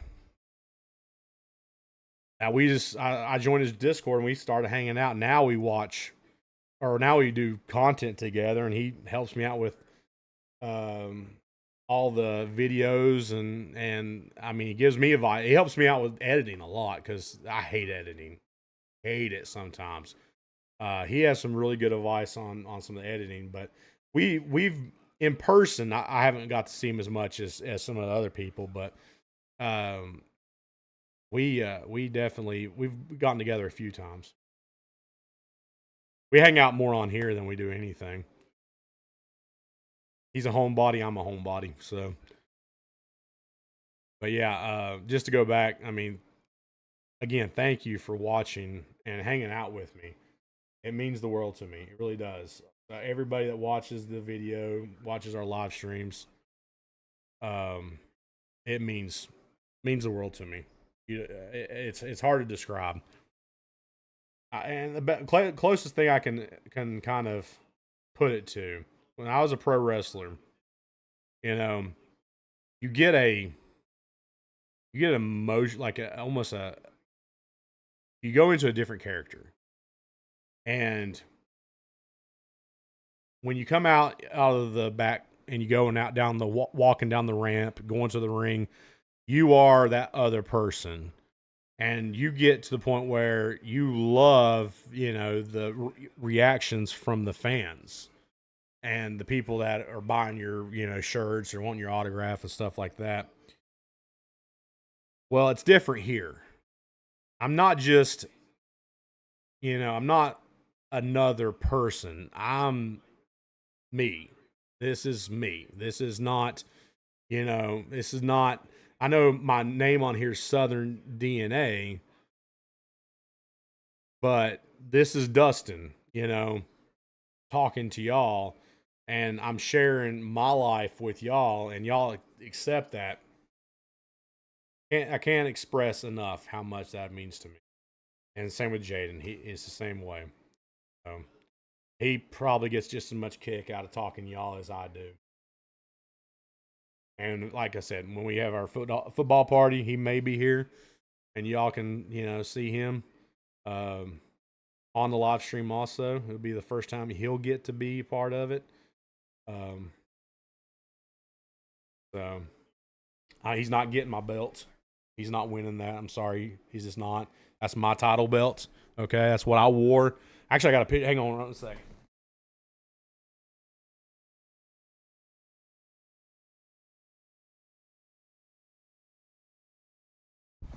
This is actually me back in the day with that title right there. So, yeah, he's not getting that belt. Not happening. Can't take the belt from me.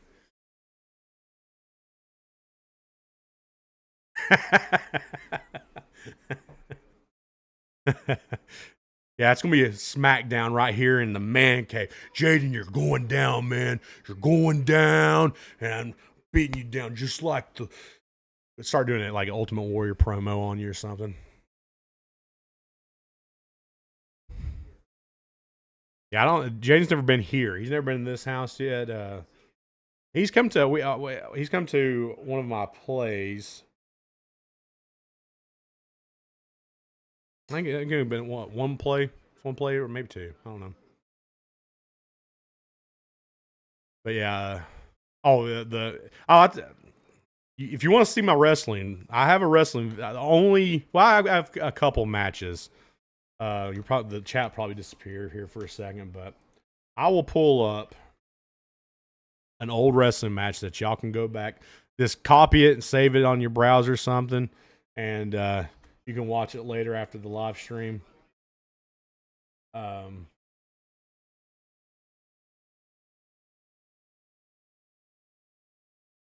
Pull it up here.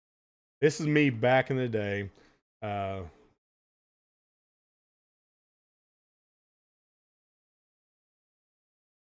you, like I said, you can save it and like copy it and save it or whatever.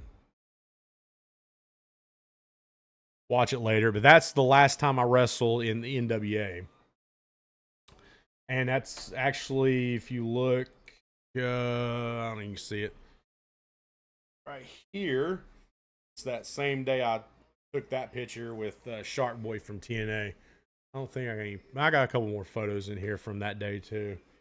That was the last day. I was right before I joined the military. Last day I wrestled in NWA. That was a fun.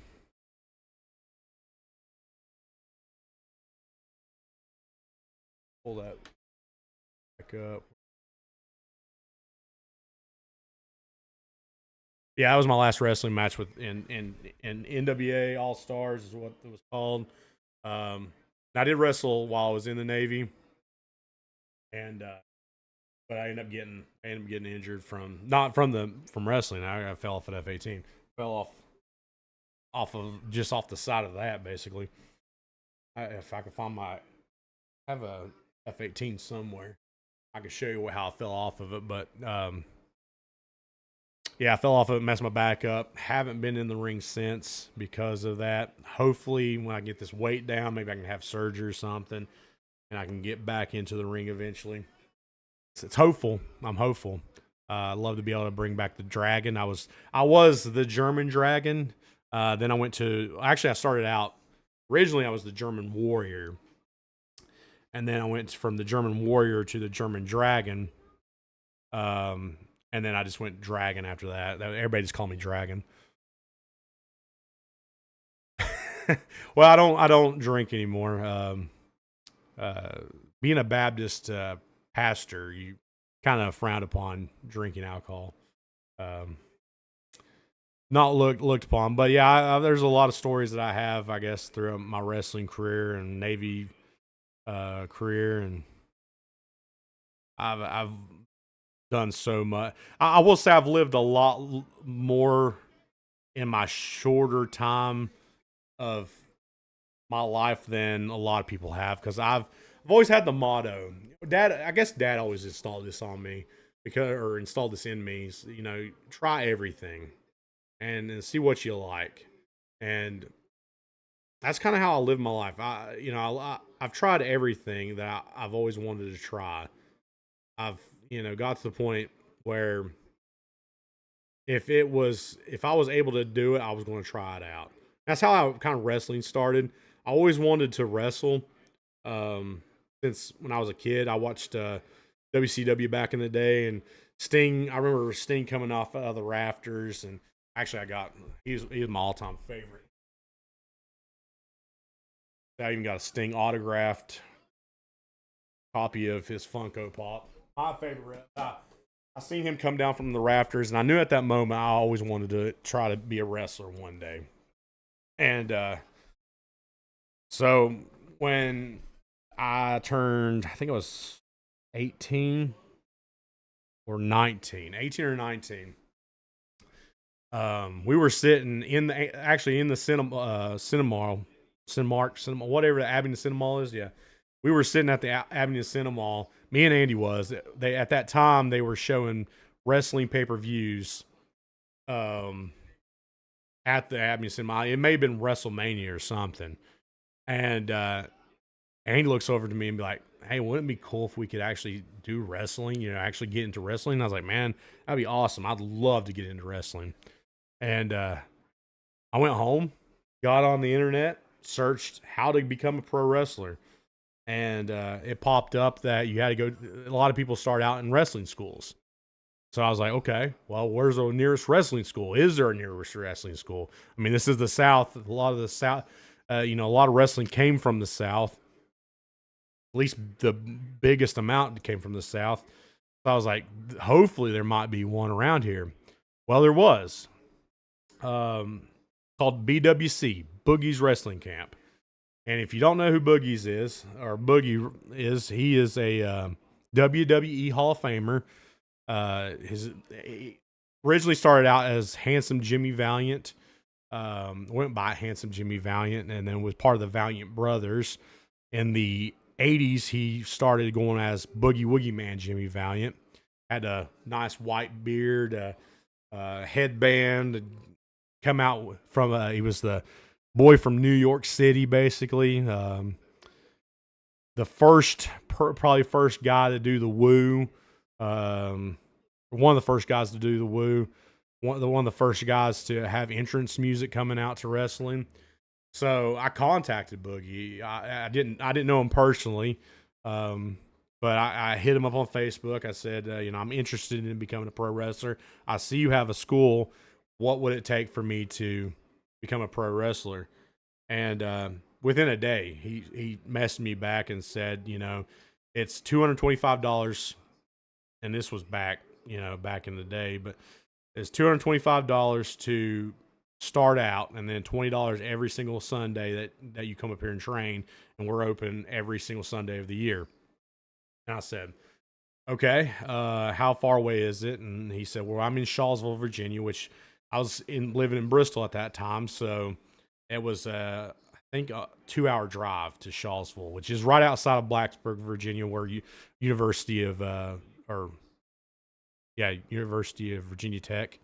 So right outside of Virginia Tech, pretty much about 30 minutes from Virginia Tech. So I was like, okay, so it's $225 per person. So young kid, didn't know how I was going to pay for it. Well, if you can't see, I also have guitar back there. I've actually owned quite a few guitars. I've built my own guitar, but more guitars. I've been in music all my life. My grandfather was in a band, country band.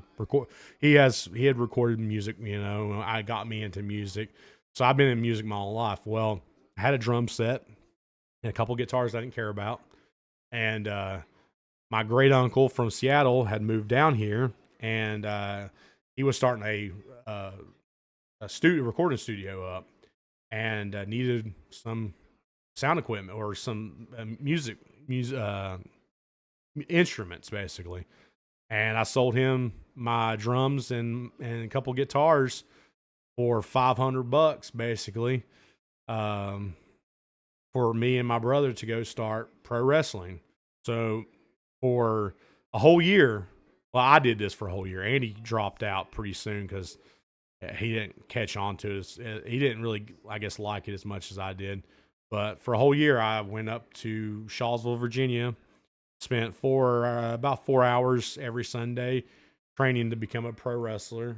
Boogie and his teachers put me in the ring, beat the snot out of me. His ring is the toughest ring to ever take a bump in by far.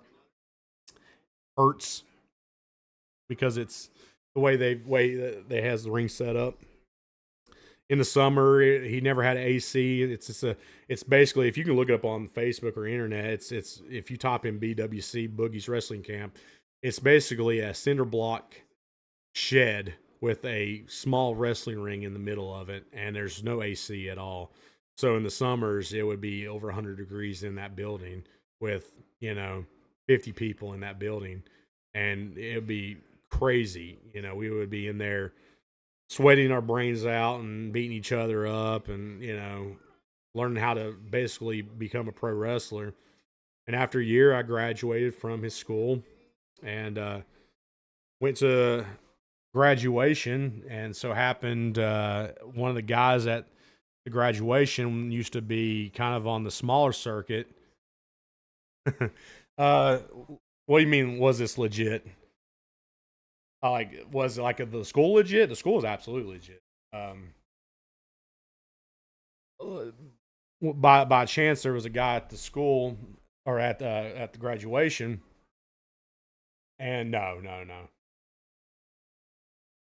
that he had his own. He was basically like co-owner, organizer of NWA All Stars, and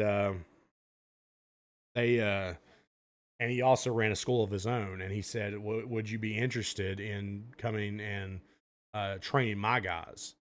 So I went from graduating from Boogie's.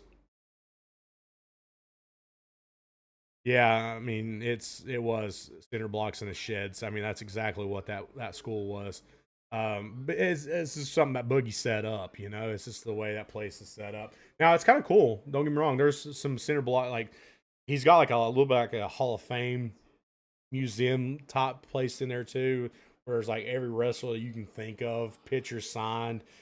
some of his old merchandise.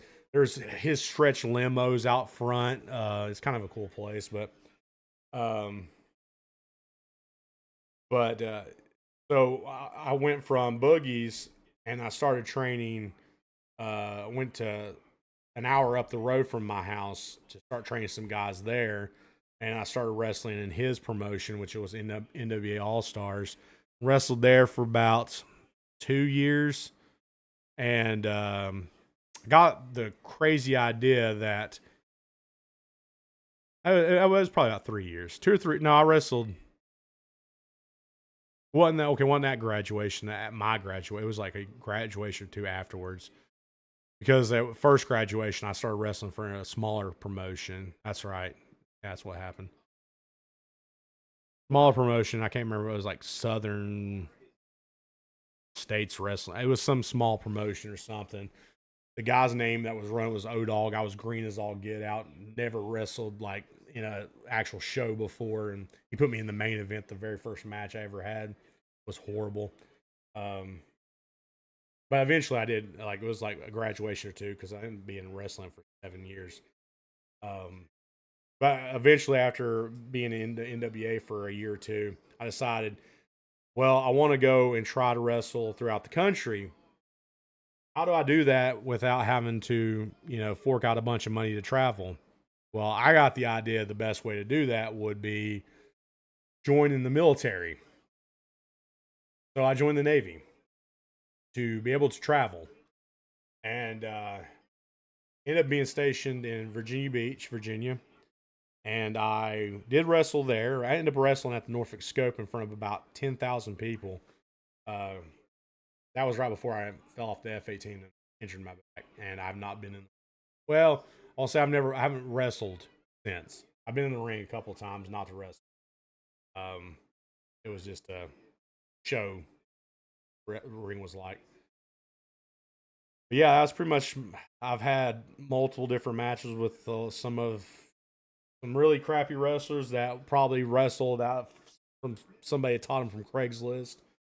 And I've wrestled some people that were trained or had been in the business for a long time that had wrestled in big promotions like WWE and WCW. I've wrestled, with those people. Got to experience some great. That match that I posted on here, that was probably one of my best matches I had in the NWA. In fact, that night was my last match. So the co-owner, not the guy that I was training guys for, the other guy was begging me not to go to the Navy. He wanted me to stay and continue to help grow his promotion there. Because it wasn't just me; it was all three of us that were wrestling in that match. Stole that show because it was just a great match. But I had some amazing matches. Knocked a guy out one time, accidentally wrestling. Yeah, got their train off Timu. Yeah. That's that. We had, funny enough, I live in Tennessee, but when I was training in Virginia, they had a saying: if something didn't go exactly right, they would say it's good enough for Tennessee. Basically, because in Virginia you have to have a license to wrestle. Can't just you can't just show up to a show somewhere and start and get into a match. You actually have to have a license to wrestle. And I think at one time, and I don't know what it's like now because it's been years since I've been in the ring. At one time, they asked you if you went to a school to get your training. And of course, I went to Boogie, so it was no big deal. Now, Tennessee, you do not need a license to train. And that's why we always said it's good enough for Tennessee. Because some of the guys that I've been around in the ring on the Tennessee side, and some of the guys that I've watched matches, and I'm like, you should not. You're going to hurt somebody. You're going to get injured. You're going to either injure yourself, or you're going to hurt somebody. That's why I cringe a little bit when I watch people on YouTube do like backyard wrestling because they don't know exactly what they're doing and they end up going to get hurt or they're going to hurt something. Because don't get me wrong, wrestling matches are scripted, but it is physical. You do take hits, you do take, shots. I've been punched in the face I don't know how many times, harder than I should be. Um, so it is physical. You can get hurt, and if you're not doing certain things just right, you could get severely hurt. Um, and that's why watching YouTube videos of people that don't know how to do it, that never were trained, and you can tell someone that's been trained in wrestling can tell a mile away that someone does no business being in the ring. All right, you have a good day. Um, take care of that baby. Thank you for joining, by the way. Thank you. Yeah, so I'm gonna have to probably jet out here too. It's about time for my Slim Jim snack. Um, I usually eat 4 Slim Jims at 3 o'clock here, and it's 3:17. I've been chatting. Y'all have me on here chatting about wrestling. I can talk about wrestling all day. I love wrestling. I still watch wrestling. It drives me nuts because it makes me want to get in the ring more. If I didn't watch wrestling, I love talking about wrestling. Thank you for Tanya. Thank you for joining, and I'll definitely see you on next Fridays. I hope you enjoy Saturday's video, tomorrow morning's video. That's the one y'all asked for. But yeah, I'm gonna have to probably dip myself and get me my afternoon snack. It just brought me some Slim Jims up here. I'll ask Lefty and whoever else is watching. You want me to continue on? I'll just go downstairs, get my Slim Jims. Or are y'all good with ending it right here? I'll leave it up to you. You drop in the chat if you want me to hang out, me share some more stories with you, or you want to you're good for today. Um, okay, sounds good. We'll leave it here. We'll catch up more. Um, Lefty said, "Let's continue." Jaden, if you need to go take some Z's, man, you're more than welcome to. You've done a lot for me already, and I appreciate it. So you want to continue, Lefty? All right, give me like 2 minutes. I'm gonna go downstairs. I'm gonna get my Slim Jims, and I will be right back up here. Jaden, if you need to hit the sack there, get you some sleep, some more sleep. Um, go for it. By all means, don't stay up no longer than you need to. Just give me a few minutes. I'll be right back up here. Give me Dick's belt. Oh.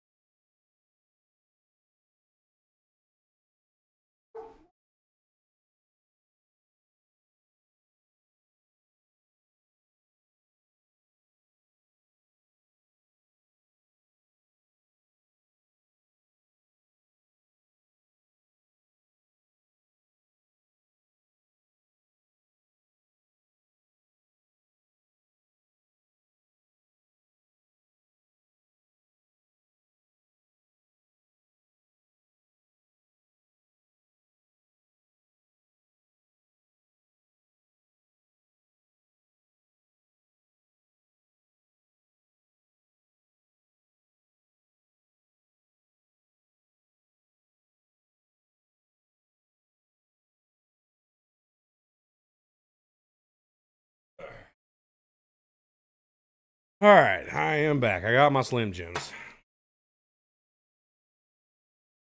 All right, what story would you like to hear that we can talk about here?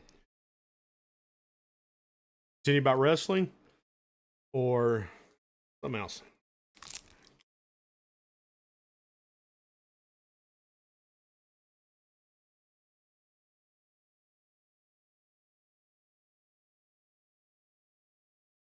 This is an interesting snack. I eat 12 of these. I eat 12 of these sticks a day for my diet.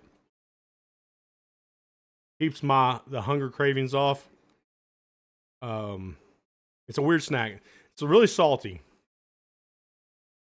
but and there's probably weirder stuff in this that I can't even pronounce.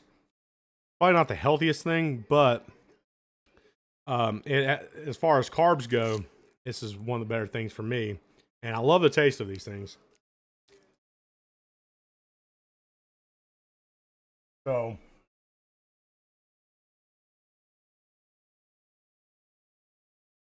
by far, it helps me lose weight. I mean, 90 pounds now, so something's working.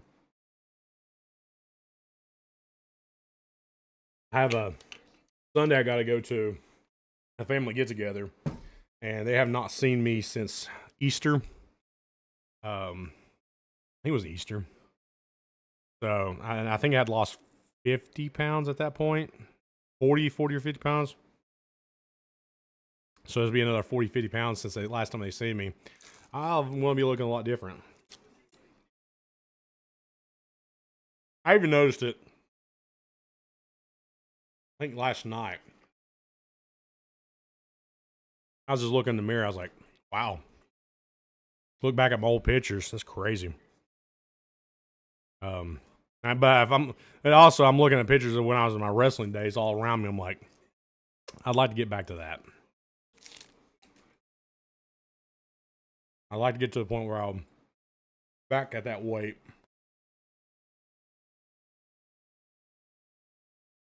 Which is, it's still a pretty far shot, but I'll get there. Slowly but surely, I will get to that weight I was in wrestling.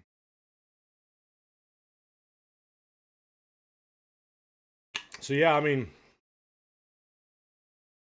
wrestling was fun. It's not for everybody as far as doing it. I think wrestling it could be for anybody watching it. I took my wife to her first ever in house show. Well, she's watching on TV a lot, but she's never been to an actual wrestling show. Took her like last year to one. She absolutely loved it. She I was excited to see how she would feel about it. And it's a lot better in person. And I'm sitting like 2 rows back from the ring, and I'm so wanting to get in that ring so bad. It was killing me. I had the itch. I had the itch. I wanted to get in the ring. Couldn't do it. Yeah, it really is simple. I mean, and I talked about this on my like last stream or stream before that. It's all about calorie in, calorie out. I can't do a lot of exercising or any exercising at all because of my back. So I have to make sure my calorie intake is lower than what I would be able to burn doing absolutely hardly anything at all. So I found that sweet spot where I can lose the weight, and I'm getting there. You know, this is going to take some time, and I can't wait to see what I'm really hoping, because I'm the one thing I'm worried about more than anything is the loose skin, because I was over 400 pounds. There's going to be there's going to be some loose skin, so I don't know if, because I'm technically covered by all my visits are through the VA where I was a veteran, and I'm disabled. So I don't know if they do skin removal surgeries or not. I think they should, if I'm trying to make myself healthy, because you can do that out in regular public. I think they should be able to do this, skin, what do you call them, tummy tucks or whatever, because I don't want to have that extra skin just hanging. That's because it doesn't look good. Two, it's not like I don't think it's sanitary necessarily. So I guess I'm a little bit of a germaphobe when it comes to something like that. It wigs me out a little bit. So yeah, it's simple. It is. A lot of people will watch, YouTube videos on how to lose weight, and then there's some guy that'd be like, "You got to do this, this, this, this, this, this, this, this, this. Jump through that hoop, jump through this hoop, eat this food item, eat that food item," and it's simple. It's just knowing how many calories to put in and how many calories you need to burn to get yourself in a decline in your weight.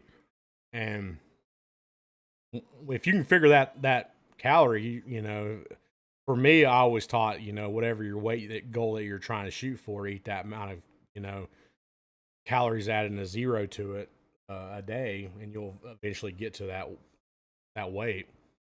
And I think right now I eat about, it's somewhere between 1,700 to 1,800 calories a day. And so if I kept on doing it long enough, I'll probably end up getting down to 180 pounds, which by Navy standards is what my weight should be. Now, when I was in the Navy, the lowest I ever got was 215, and I looked anorexic. In fact, let me see if I can put that picture up here. See if I can have the knowledge of doing this. I can pull that up. I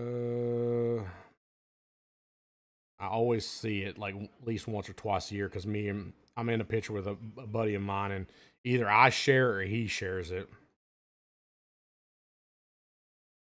Okay, let's see. How can I then send it to self?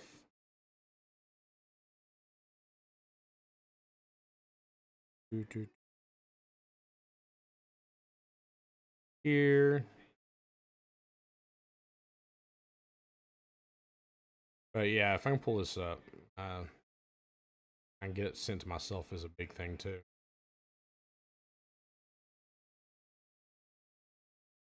You'll see how it was when I was at my lowest weight in the Navy, and my structure built anyways on the bigger side.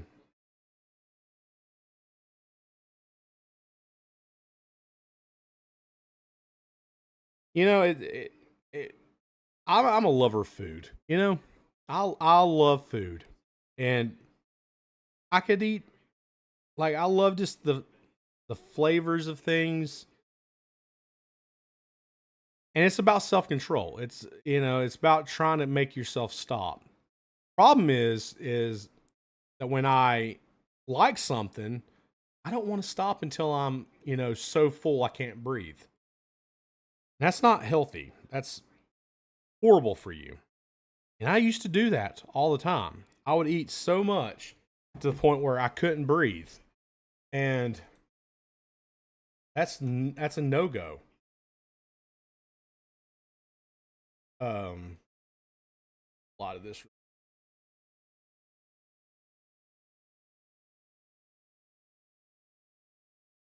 I got someone commenting on a video.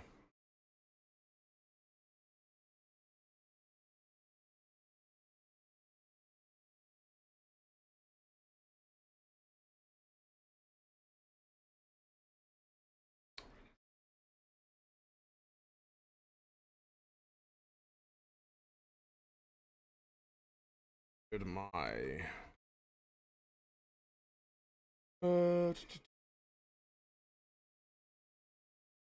yeah, I mean that's my issue is I love eating. I love to eat, and I get myself in trouble because um I don't know when to stop.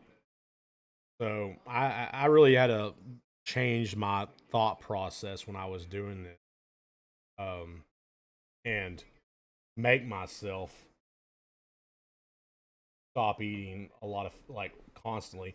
But on Saturdays, I do kind of I do enjoy, and I do um, enjoy a little bit more food than I should have. But it's my cheat day, so if I'm gaining a little pounds on Saturday, it's not that big of a deal. Yeah, same way. Like, and one of my favorite chips ever is Cool Ranch Doritos, and I could literally sit down and eat a whole bag of chips, and I get done, I'm like, man, I just spent $5 on a bag of chips and they're all gone now. I didn't stop. Same with a pizza. Like there was a time I could eat a thick crust, large pizza in one sitting, and I'd get done and be like, I could eat a little bit more. I'd get to the point where I'd be eating so much. Now, when I get a pizza on a Saturday, I can eat like half of it, and I gotta save the half for later or something because I just can't. I've gotten to the point where I can't eat as much. Usually, um, which makes things a little bit difficult because I get full a lot faster. So we used to shoot a lot of videos in a day. We shoot like 2 or 3 videos in a day, and just post them, and that's how we got ahead with a lot of our videos. And I don't know if I can do that anymore. Not like back to back to back because I get full really fast now. Pull this image. No.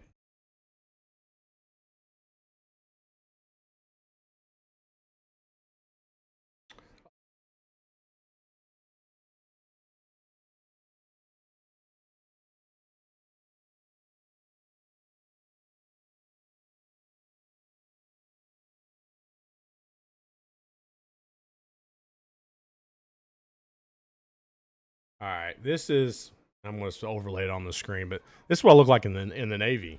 I'm on the left there. My buddy Mike's on the right. But that was 218 pounds, I think, is when I graduated boot camp, and that's baby Dustin right there.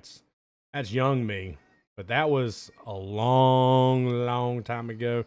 And they want my standards in the Navy was 185. I think I'd have been anorexic. I mean, I really do. At 185, there's no way. I looked unhealthy there. I mean, I was skinny there, but I looked like that. I was getting to the point where I was almost unhealthy. But yeah, that was the last time that I was down that low at an older age. Now, I mean, I don't want to get to the point where I'm like unhealthy. Now, I'd love to get to the point where I was in my wrestling weight, but I had muscle on. I looked a lot better, looked a lot healthier there. There, I had lost a lot of my muscle mass from wrestling because it's more about cardio and than it is about strength building in the Navy. Well, at least in boot camp. And when you get outside of boot camp, you can go in the gym and weight lift and all that. A little different there. But yeah, that was me a lot smaller, a lot skinnier than I am now. I don't know if I want to get down. I would like to get 220-ish. Now, if I get down to 218 and then start putting muscle back on, yeah, they really did. I mean, like I said, you look at this picture. I mean, it's crazy. If I'd have got any lower than that, because like I said, I was 218 at weigh-in, and if I'd have been down at 185 or 180 where they wanted me to be, I don't know. I think I would have been a skeleton. I mean, I lost all my muscle mass. I hate the fact that I didn't have any facial hair there. And that was the beginning of my hair loss journey it was funny too. I had a little bit of hair going in, not much. I mean, I was starting to have the bald patch in the back and stuff. And of course, they shave your head. They shave your head going in, and they give you the little bit, all of it shaved off, but there's a little bit on top, kind of a square off top, flat top kind of thing. And I had hardly any hair up there to be able to do that, but they didn't care. They still had, so I had almost like a horseshoe of hair. That's all I had up there for like 6 to 7 weeks until my second haircut. You go through 2 haircuts while you're in. Your second one, I sat down and she was like looking at my head and she's like, "You want me to just shave your head smooth?" And I'm like, Yeah, if you don't mind, go ahead and do that. Because couldn't do. I had already lost a lot of hair, but I didn't have any facial hair. I'm going in. I had a goatee. Um, I didn't have this beard, but I had a goatee, and I looked weird. I look weird in that because I don't have any facial hair or anything. Oh man, I just noticed it was raining outside. It's storming. Yeah, it's coming down. I look strange there. I was an aviation machinist, mate. I worked on F-18s. Worked on their engines. Well, I was supposed to basically be in that shop, but I ended up being a. You ever watched the movie Top Gun? The guys that you see directing the planes and stuff. I did that a lot. It was called the Line Shack. Um, I was basically what we called a plane captain. I was in charge of the F-18 of basically making sure it was ready to go to fly, to make sure it was inspected, make sure there was nothing wrong with it as far as like any like loose bolts or basically getting the aircraft flight worthy for the impending flight and making sure there was nothing obstructions or anything. Yeah. But yeah, I was the guy that basically directed it. I was the guy that was in charge of it, the aircraft. I was in, they tell you, you're in charge of an $18 million aircraft, and any or 100 is it 18 or 180 or something like that, 18 or 180. I can't remember how much it costs, but that if anything goes wrong, that it is our responsibility. We will be, held responsible for it. So we basically check the fuel, make sure there's fuel in it, make sure the seats are set up so they can just get in, buckle in, whatever. Um, Make sure everything's clean. We wash the jets. Put them to bed, woke them up, chained them down, unchained them, put all the covers on them and stuff. Yeah, I had been around some F-16s, never messed with any of them, but I've been around some for air shows and stuff. They brought some F-16s in. One thing I thought cool with F-16s were when they go afterburner, the diamond pattern you see in the afterburner always looked cool to me. But for Navy purposes, we supposed to. Now it's not always been the case, and even on the latest generation of aircrafts, but we like a dual engine aircraft, because if one engine goes out, at least you have a backup engine to try to bring you back into your aircraft carrier. But yeah, uh, job title wise, I was technically a mech. I worked on engines. I basically took engines out, put engines in, worked on the APU a little bit. Um, but what I really did when I was in, although that was my job title, I was more than less a plane captain, basically what they called us. I still have uh, all my medals and stuff up there from when I was in my logo. This is actually the squadron I was in. It was the Jolly Rogers. Um, that was actually the BFA 103 Jolly Rogers. The squadron I was attached to before I got hurt. That's when I called the original squadron I was attached to. And then once I got hurt, I went to FRCMA, which was it's a fleet radius. Basically, because I was a mech, they sent all the engines to that place for them to be broken down and like basically rebuilt from scratch or repaired. That's basically the job where it was at FRCMA. So that's pretty much what I did. And when I was at the FRCMA, I was pretty much a tool, all the tool room basically. I inventoried and made sure tools got sent out to the right shops and checked them back in and stuff. So that job was pretty much simple, but I was around some F-16s, seen some 22s, a lot of different aircraft. I always loved the air shows because the air shows came to town. They brought everything in from older stuff to newer stuff, different branches. Air Force always did like a Air Force history flight where they would have like a P-51 a F-16 and a 22 fly together. So all three of the aircraft would be like in formation flying. So to think about that, if you've been in aviation, it's crazy to think because to fly at the speed of like the P-51 to match to a 16 and a 22, the 16 and 22 is basically fly at idle to keep the same speed as the P-51 speed. So it was a pretty cool demonstration they had. Seen the Warthog. The Warthog was kind of a cool aircraft, which is the Army's aircraft. Chinooks. Yeah, but when you're on the flight line, you see all, especially Virginia Beach, there was always some kind of weird, some new, different type of aircraft coming in.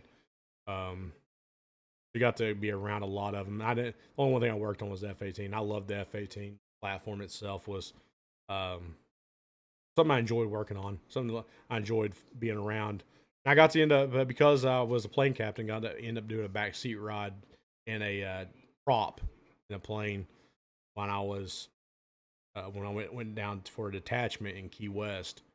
So we got to do a backseat ride. Me and another guy did, and I got to do some tricks. I got to actually fly it myself. Got to pilot the aircraft to do some of the tricks like barrel rolls, aileron rolls, split S, and then he tried to make me sick by doing basically a flat spin, which basically stalling the aircraft out and tumbling back down to the deck as violently as possible.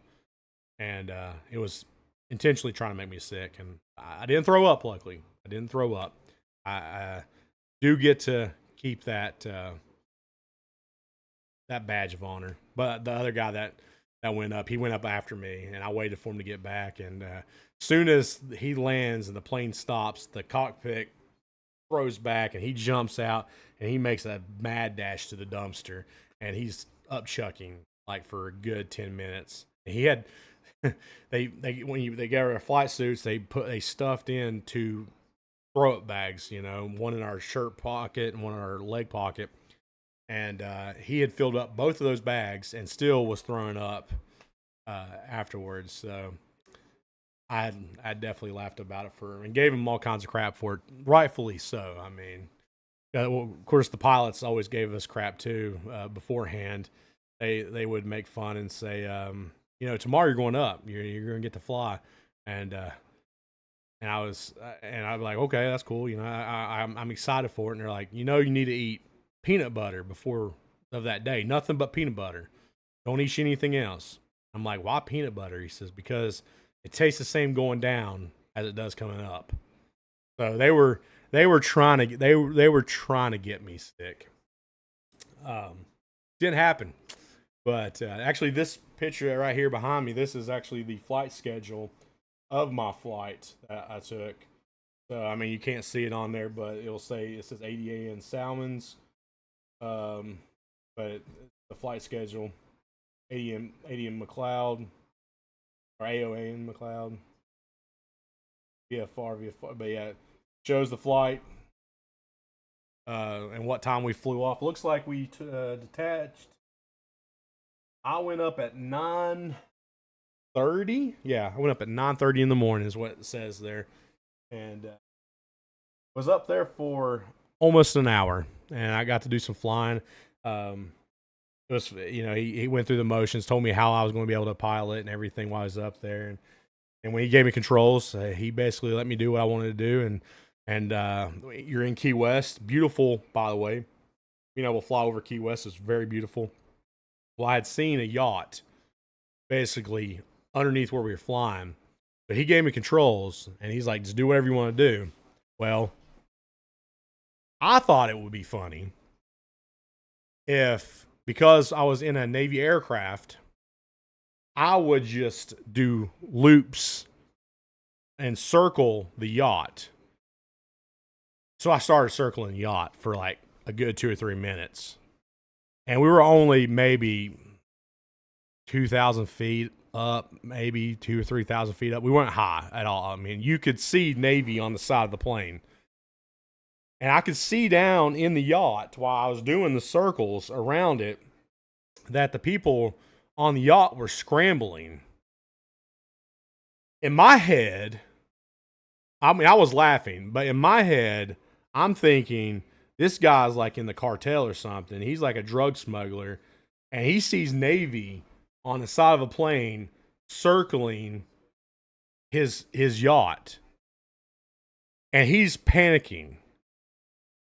Whether that was true or not, I have no idea. But that's what was going on in my head. So I'm dying laughing, circling this yacht, and I can see the guy running back and forth down on the yacht. So in my mind, I'm thinking that's exactly what's going through that guy's head. This like the Navy knows I'm here. They know I'm messing. And it was just some idiot in the backseat of a Navy aircraft having some fun. But it was a good time. I got to experience a lot of stuff while I was in. That was probably one of the highlights of my Navy career was being able to do that backseat ride, being able to do all the tricks and stuff. Almost died. Almost died. We were coming in for a landing, and we were on approach. Like we were only a couple feet off, 100 feet off the ground, and this, I think they call it E2C, I'm trying to think of the designation, but it's the big radar dished aircraft, Hawkeye, I think what they call it. But it cut us off in the landing, and we got in its jet wash basically, and we was going shaking, like only a couple 100 feet off the deck, and the pilot was definitely not happy. He was saying some choice words.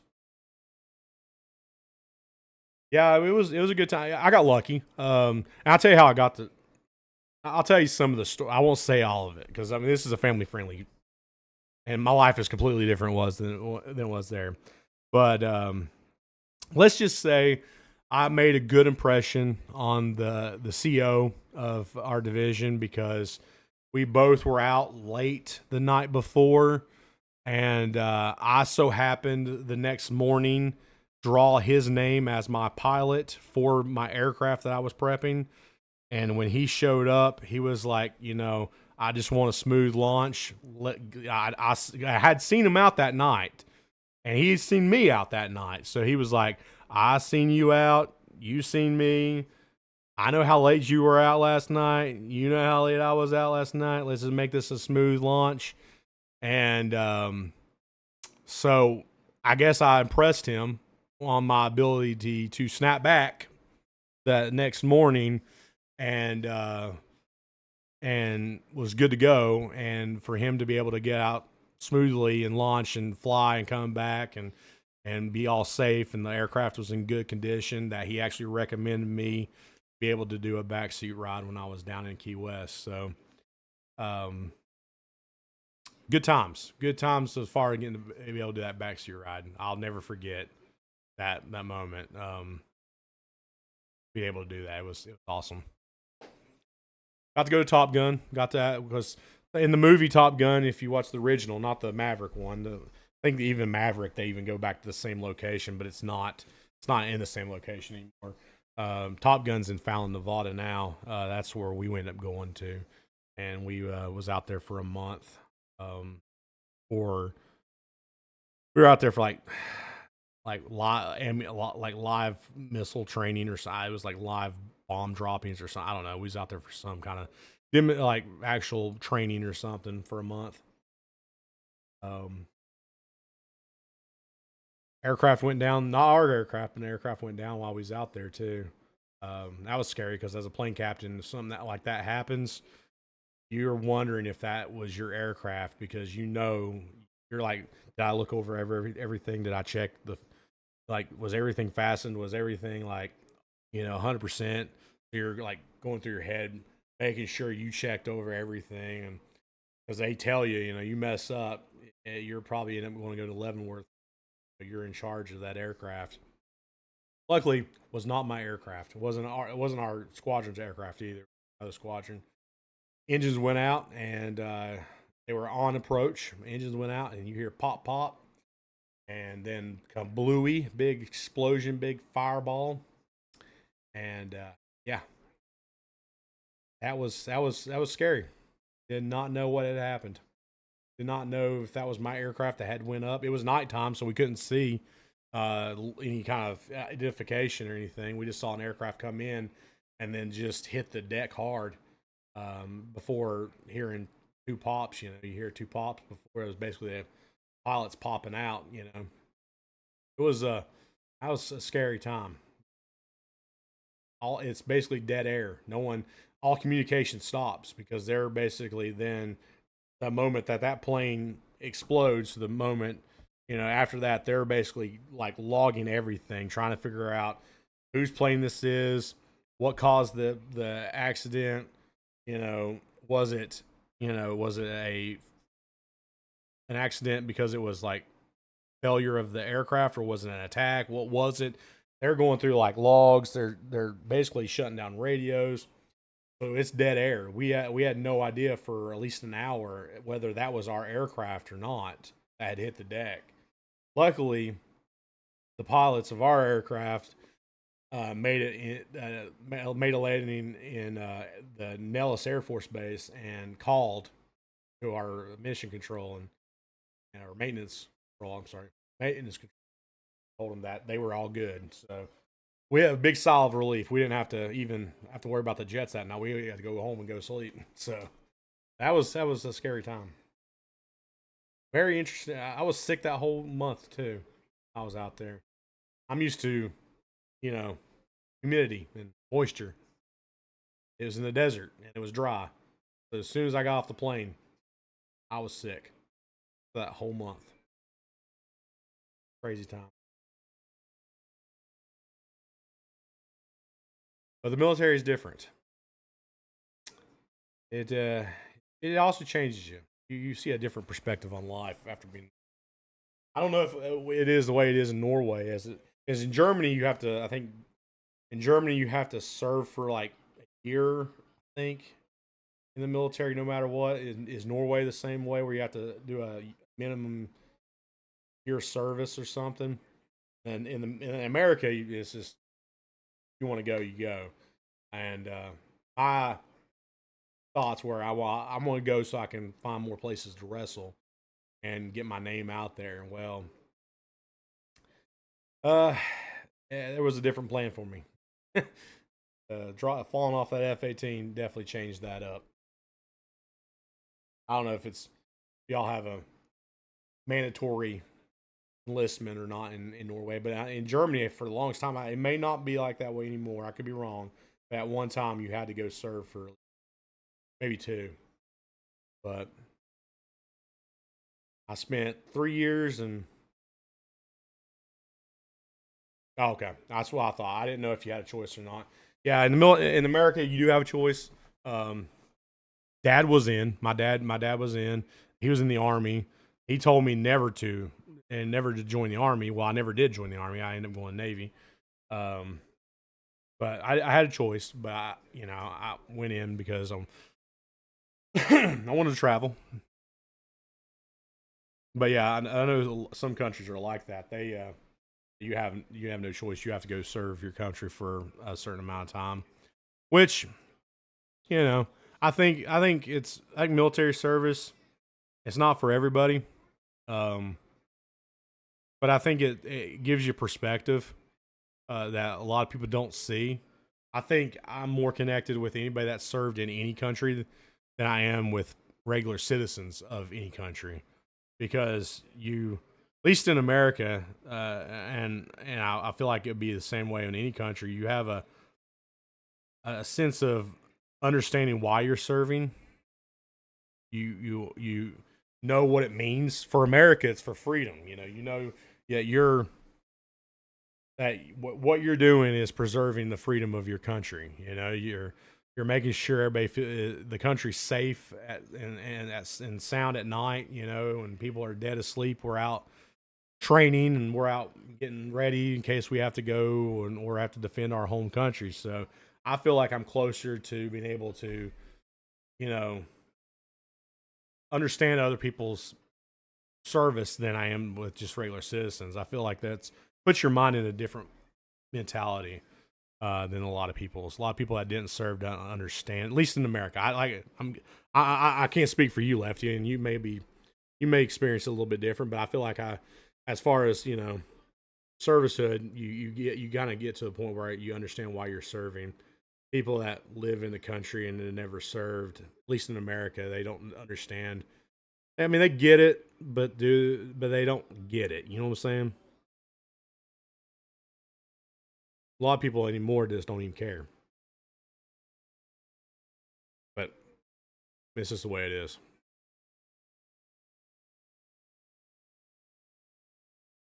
Yeah, exactly. Um, I mean, that's part of it.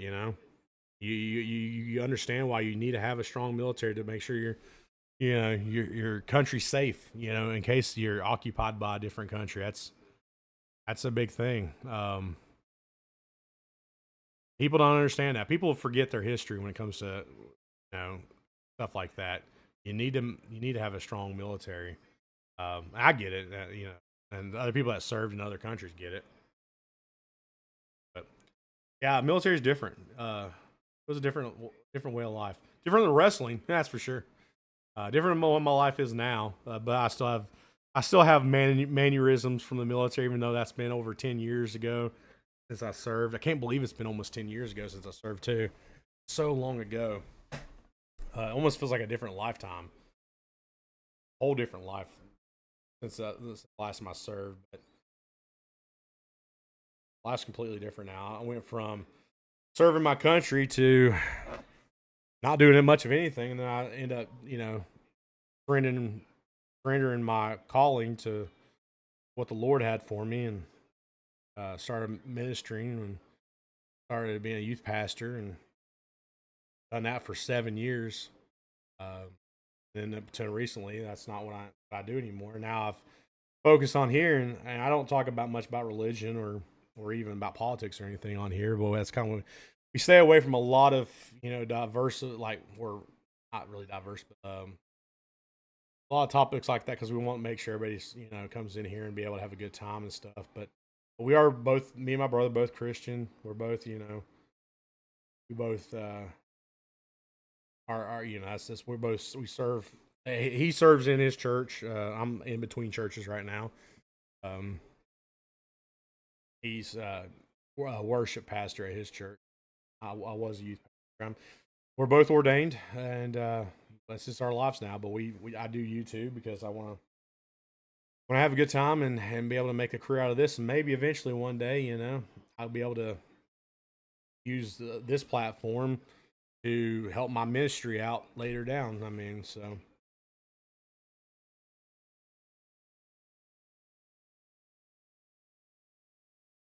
I've been on here almost now. You've had me streaming for 3 hours. Woo! Longest stream I've ever done.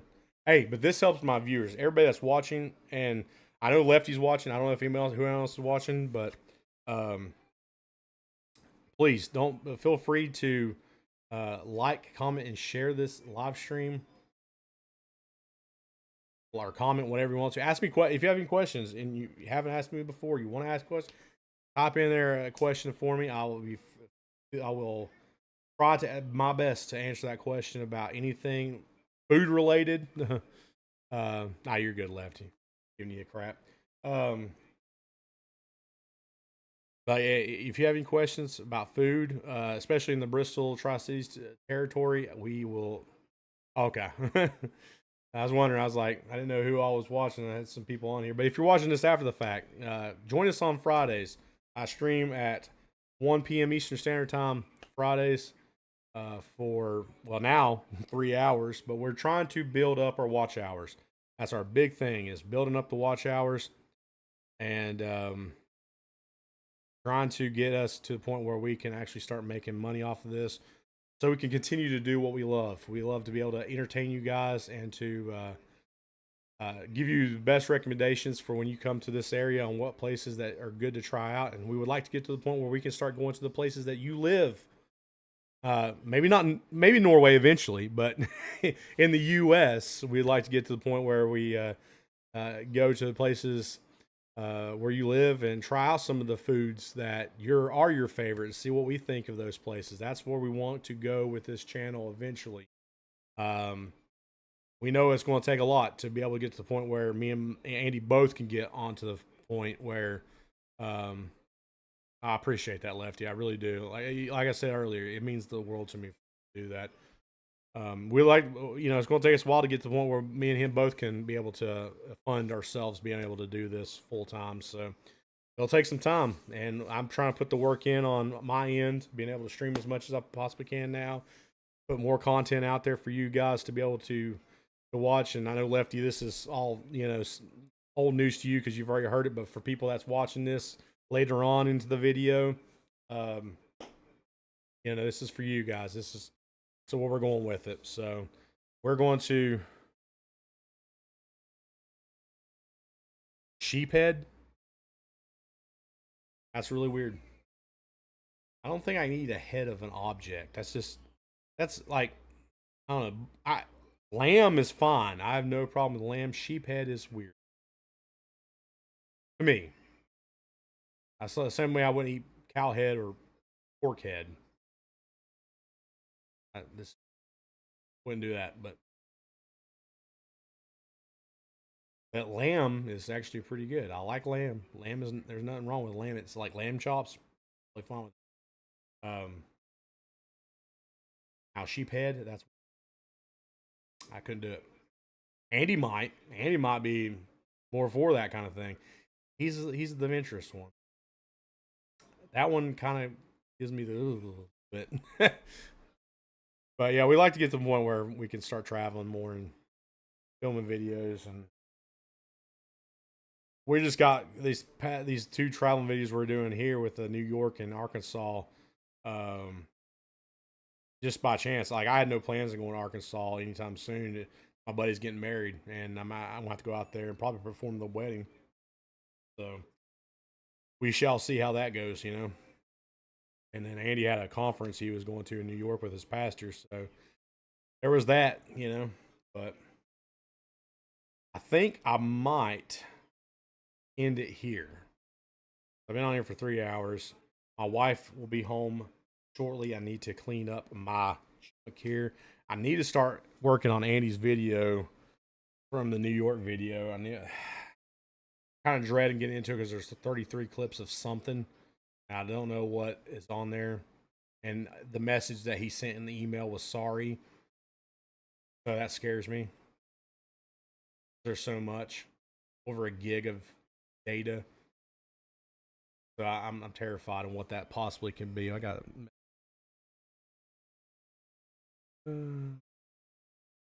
what is?